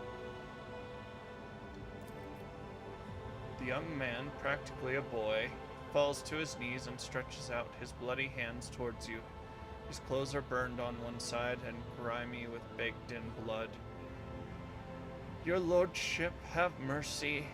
You are sovereign of this planet. Only you have the power to save us. Youth is a time of recklessness. I heard that said more than once in the Schola Progenium during my novitiate. But youth is also a time of directness. Let us listen to this young man before we judge him. Save you from what? From Governor Viat. Everybody here knows what she's doing to us. We've put up with it for a long time, hoping somebody would intervene and help us. But nobody ever did. She's turned the whole world into a slaughterhouse. People are rounded up like groks from the settlement, supposedly to go to the palace. Supposedly to go to the palace, and they're never seen again. Her servants pour something over the fields, then people lose their minds. They start hearing voices and seeing evil spirits. And we're all dying. She's sitting behind her white walls and feasting on our bones. Yulette's face twists. Sacrifice, madness, pain, and death. Even in so primitive a society as this, such rites seem senseless. Not worthy of such efforts. What is this? A random quirk of nature or something darker? I was taught the peasants have a tendency to exaggerate their suffering due to sloth and weakness of spirit, but this young man, vermilion thorns pierce every centimeter of his body, and gray shackles bind his hands, feet, and neck. There are no lies behind his words, only terror and desperation without end.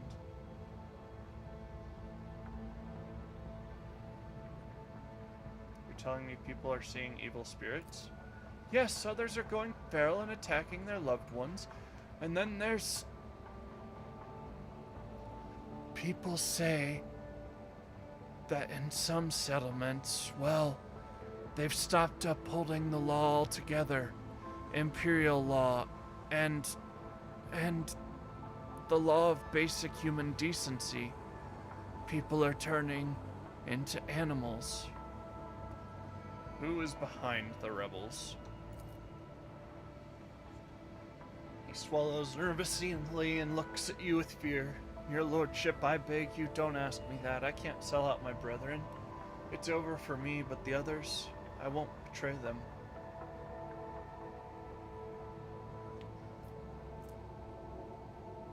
There will be no war, no end to the war on this planet until I get a handle on the situation. But to do that, I need to meet with your leader. The boy hesitates for a few seconds, then his head drops limply. As long as you keep your word. I've never been in their camp. None of us have. Only the chief saw one person from their base. He came a few times, bringing weapons and orders. He said he represented a greater force than we could imagine. He said the governor's dogs will pay for their reprisals in the settlements. But that's not where they're hidden. They keep their distance from ordinary folks. We have it worked out so that if anyone gets caught, others aren't caught with them.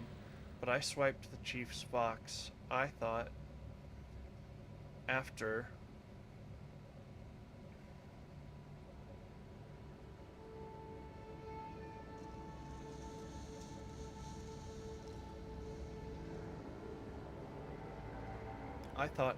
I killed the governor, I could use the message coordinates to find the base and hide out there.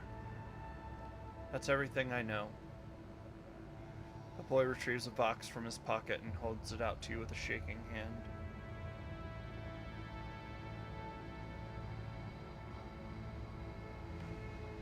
Get up and come with me. I give you my word as a rogue trader, you will live. The rebel looks at you in bewilderment, then bows low before you. When he speaks, his voice trembles. Your lordship, thank you. Thank you for this kindness. I never thought I'd survive this. Security officer. The officer of the wardens casts a disdainful look over at the rebel before turning his gaze on you. Your lordship, I honor your bravery. Please allow me to get rid of this rat for you. This man is now under my protection. See to it that he is held safely in custody until his fate is decided.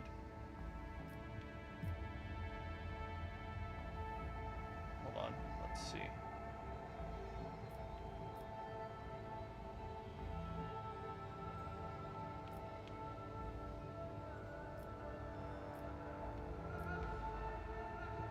By a fair trial. A dumbfounded expression appears on the officer's face. With the deepest respect, your lordship, The officer thinks better of his next words and abruptly bows. It will be done.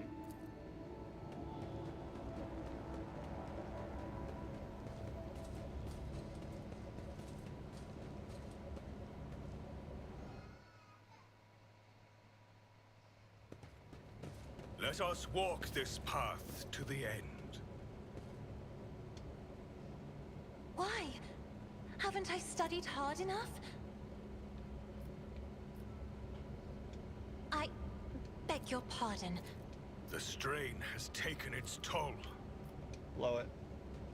Never doubt me.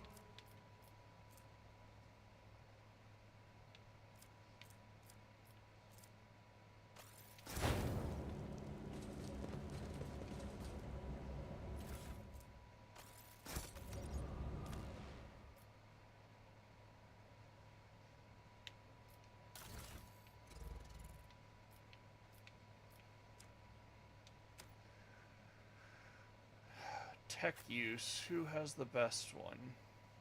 30, 30, 30, 40, 35.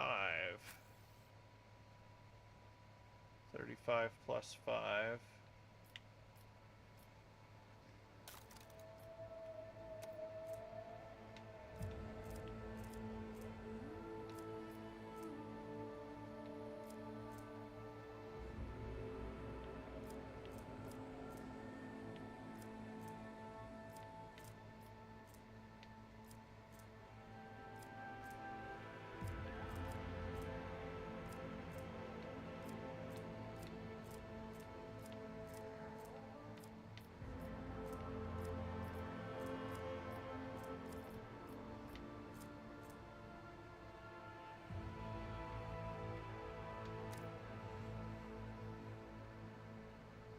I mean, first of all, we're being lore accurate here. Because Pascal would handle it, and you can get in some crap for doing things yourself. What do you mean you put a pin back in the tank tread to make it run again? You didn't consecrate it? You're getting executed, boyo.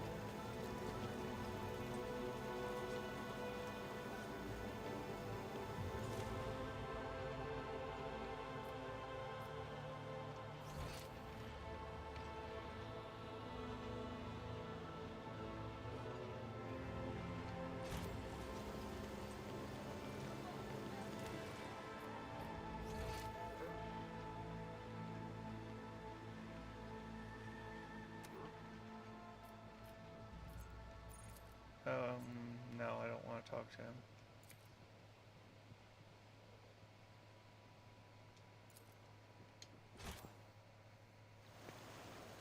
Wait, what?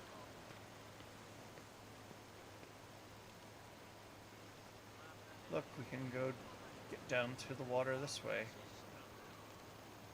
With each step, I forge my destiny among the stars. Forgive me for so boldly stealing you away from the others. It's just, I simply wish to spend a brief moment admiring the breathtaking nature of this place. Reflected in Cassia's eyes, the bright blue sky looks as though it is engulfed in a blazing sunset. Within the station's walls, I could never hope to see anything like this. A sky, a sea, or green leaves. I only knew them from meager memories of my childhood, or perhaps my mind simply made those up. Even my books, my heart, and my mind's blissful escape could do little to help me. When a scribe grows so used to what surrounds them each and every day, they begin to take it for granted, and they never think to write just a few lines about it, but for me to marvel at the grand canopy of the sky, again, is a true blessing.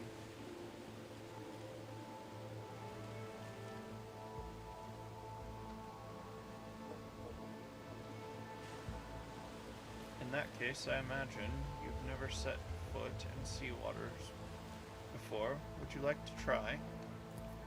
Step into the sea? Me?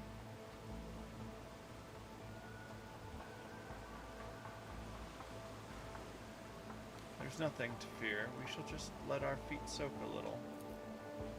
Intrigued, Cassia cocks her head to one side. Mischievous dashes of yellow and lilac are fluttering in the wind like bands all around you. I have never seen you exude such colors before. How unexpected.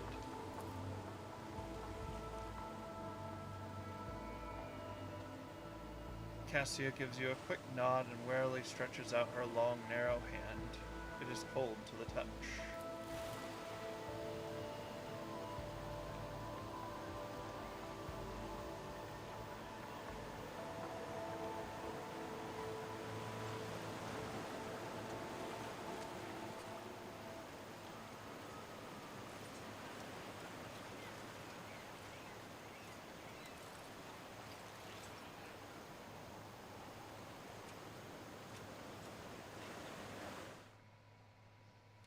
The sea, it's so wet and cold, and the tiny pebbles tickle my feet.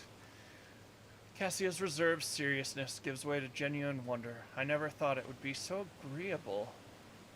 And a little startling. Thank you for encouraging me.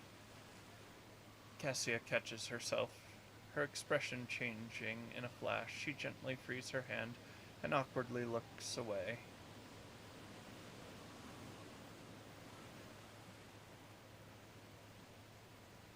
Here is a chance to take a small piece of this place with you. Yeah. Press it in a book. Its petals are like velvet, and the fragrance, is both sweet and spicy, a fascinating specimen of the local plant life. And I do not remember seeing it in the great concordance of flora and vendor within the Coronis expanse recorded by Magos biologist Shorlisa Pratt. Cassia stops herself sheepishly. Although I suppose I simply ought to thank you for it. This flower is very, very beautiful indeed.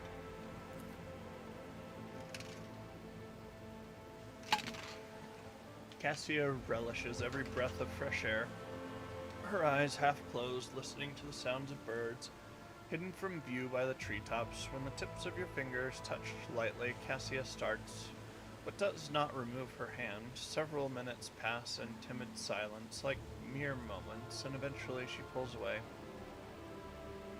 This place eases the soul, wouldn't you agree? It is time we are on our way. Already? Yes, of course. Cassia gives the azure expanse of the sea a parting glance, then whispers quietly, I think I know what my next painting will be. We shall reclaim what is rightfully ours. I better myself Chains or through ropes with my shackles service. on the end can be seen in the water. Something white is also visible through the glimmer. A fragment of bone with marks made by sharp teeth.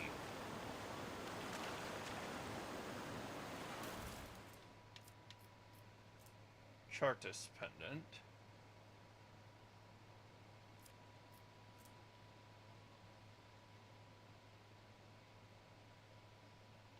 Oh, I need that.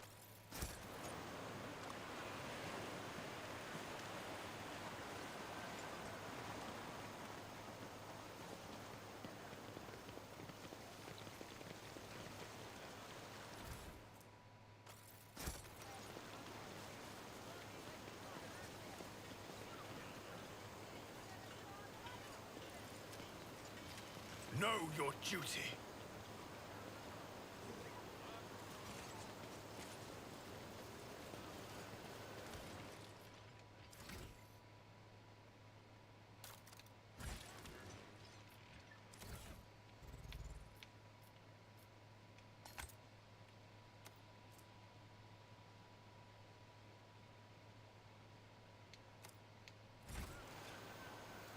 Accomplished.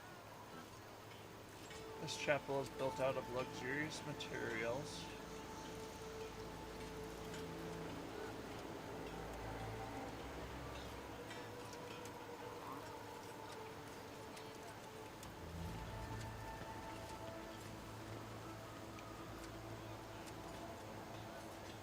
holy place looks half abandoned. You cannot smell any burnt incense in the air. You see no seals of cleansing on the doors. And you hear no prayers, no human voices, or vox recordings. The Divine watches over us. I'm trying to read.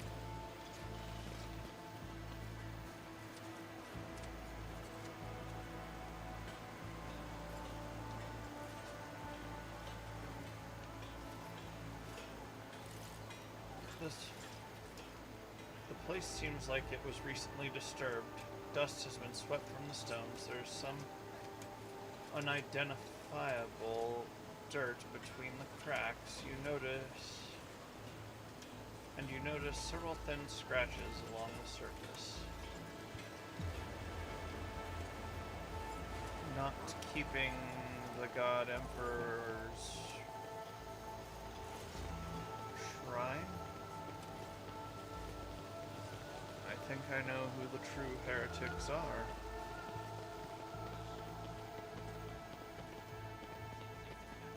Let the faith guide my path to glory.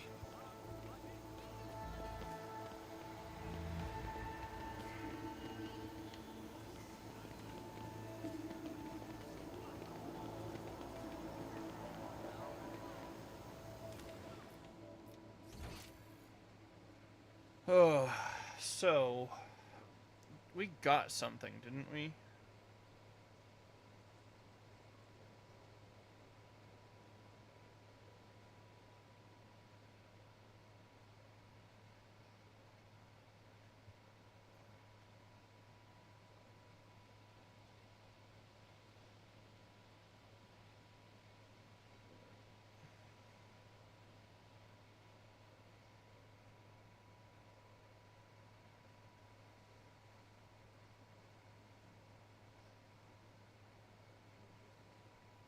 The only thing I can really think of is talk to the scribe again.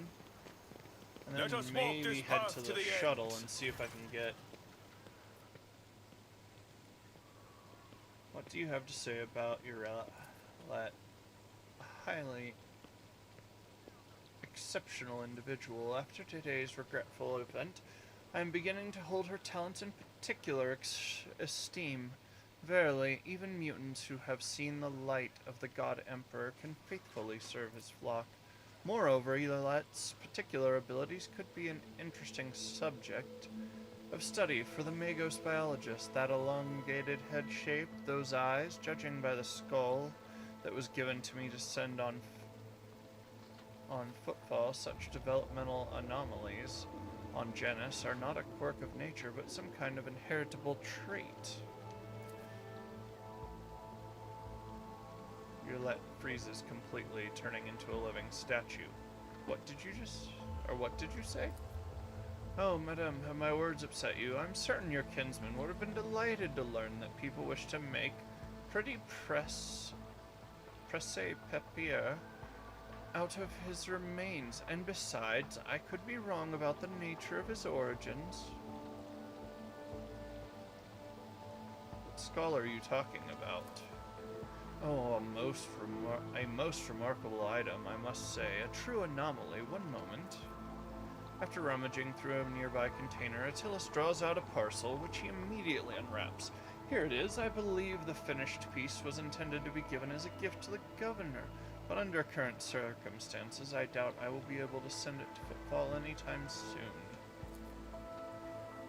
Yulet stares at the skull in silence. You can see her jaw working under her delicate skin. After a few seconds, she abruptly turns away. A curiosity like this would look nice on my desk. I mean, yes, of course, undoubtedly. Whatever you wish, your lordship, if that is what will raise your spirits after the recent incident.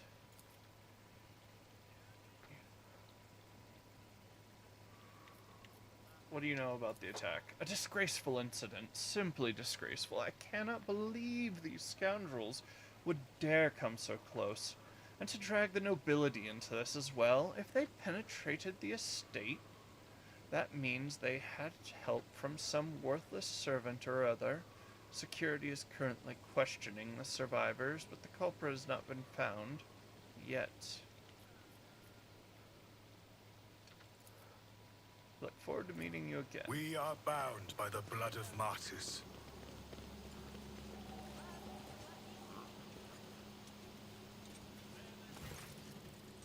Elentak. As you once sought my help, I am now seeking yours. The time has come to dispel the final shadows on our path. I have hidden the truth from you. I know a great deal about those who are disturbing the peace of the local ruler, and I also know where they are hiding. Allow me to show you the way, on the condition that you bring me to them. I don't think the rogue trader needs your revelations right now, Xenos. That is, you've been assuming that you are not lying now as well.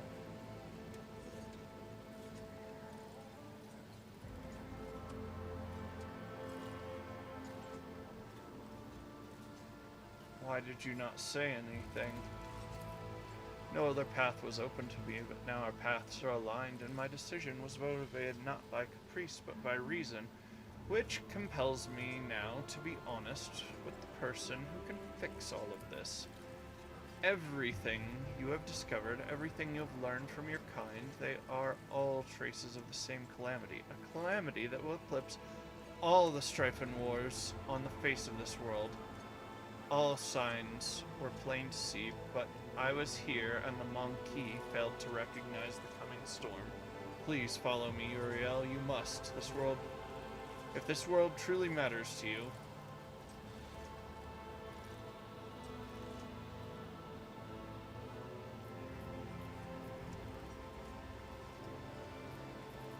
what calamity are you talking about? You're still holding back information.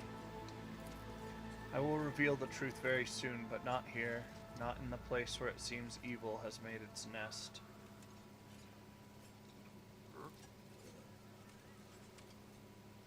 Have patience, Elentak, and trust me.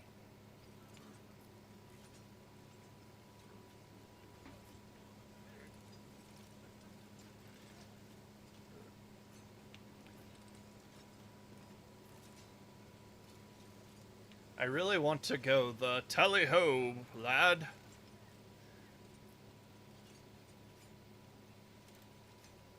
If one of the Imperium's worlds is in danger, so be it. I will follow you. Let us go, Elentak. Pray to the gods that we are not too late. Okay, we're going to the forest. Oh, the Vox box thing. We probably need to wrap up now.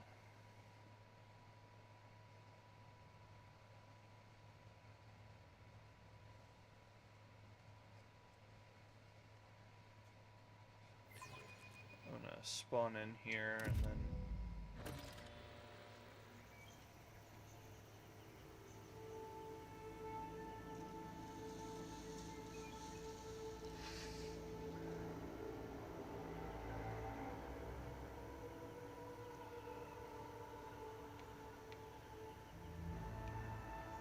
Know your duty.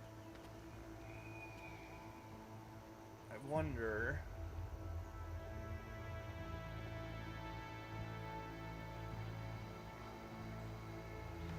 Alright guys, I'm gonna save here.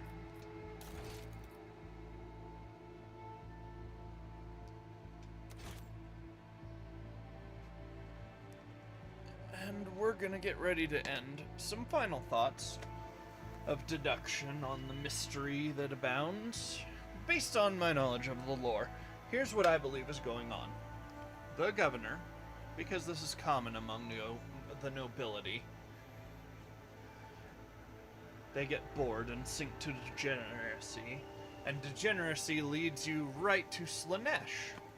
Now, if Slanesh is involved, the Eldar would have a vested interest in dealing with anything that involves She Who Thirsts, because, you know, when they got bored and sunk to degeneracy, and in their murder, mommy daddy hug time super extravaganza, murder graped a god into existence, all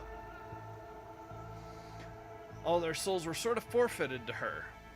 That's why they have the little stones. So my thinking is, the governor is the problem. And she is working for Slanesh. And I'm guessing the rebels who are staying out of things and working from the shadows, probably some craft world Eldari. It is the MO of the Eldar.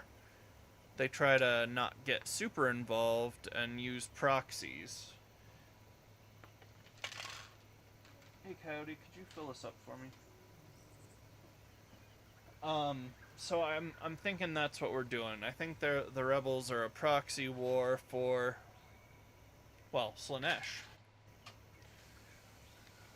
They don't like Slanesh, and if there's evidence of pre-human stuff on here that's Xenos, there's a good chance. Oh, are we With in the each step, Pacificus or I Obscurus? forge my destiny among the stars. Segmentum Obscurus is where not the Harad, what's the other one? Alright, planets that I think it could belong to. Well, it could be the Harad. Their migration, they migrate around a lot.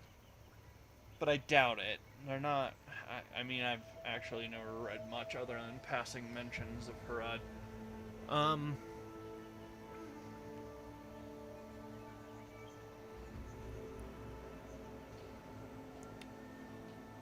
It starts with a B, and it's the people who made the sword that slew Horus and got him to turn evil. They're also a major player in the Gaunt's Ghost series, but I doubt it's them. And that leaves us with the most obvious candidate, the Eldar. The Eldar have paradise worlds, and we could be dealing with one of those.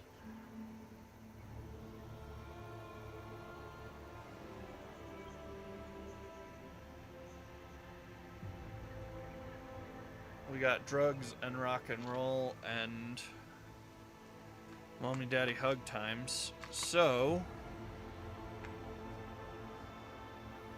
probably Slanesh. Almost definitely. Slanesh, Eldar are fighting a proxy war. Final answer. You heard it here first. We will finish this thing. I'll help the Eldar. I mean, I'll probably kill him in the end because, well, I'll purge the Xenos. Of course, heresy grows from idleness. She's a loner, so she's not really affiliated with Craft World. If I play my cards right, I could probably keep the Murder Eldar around. Which would be really fun to kill the Dark Eldars. Or the Dark Eldar with. So. Because she's not associated with Craft World. Ah.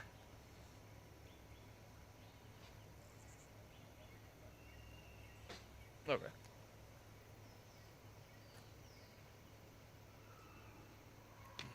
Alright, guys.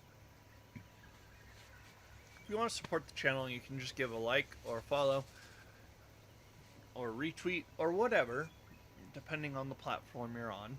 Share us around if you want. I don't mind.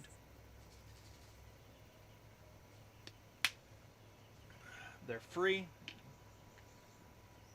and are appreciated greatly. If you want to support the channel financially, you can always subscribe on Kick, or you can go over to Twitter and make a donation there.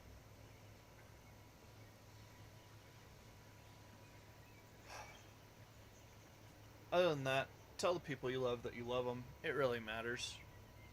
Hey Coyote, I love you, dude. And as always, and especially now that it is very hot, and you will be developing a water debt, drink water. This is a threat. Have a good night, guys. Cabbage Man out. might raid somebody, I don't know.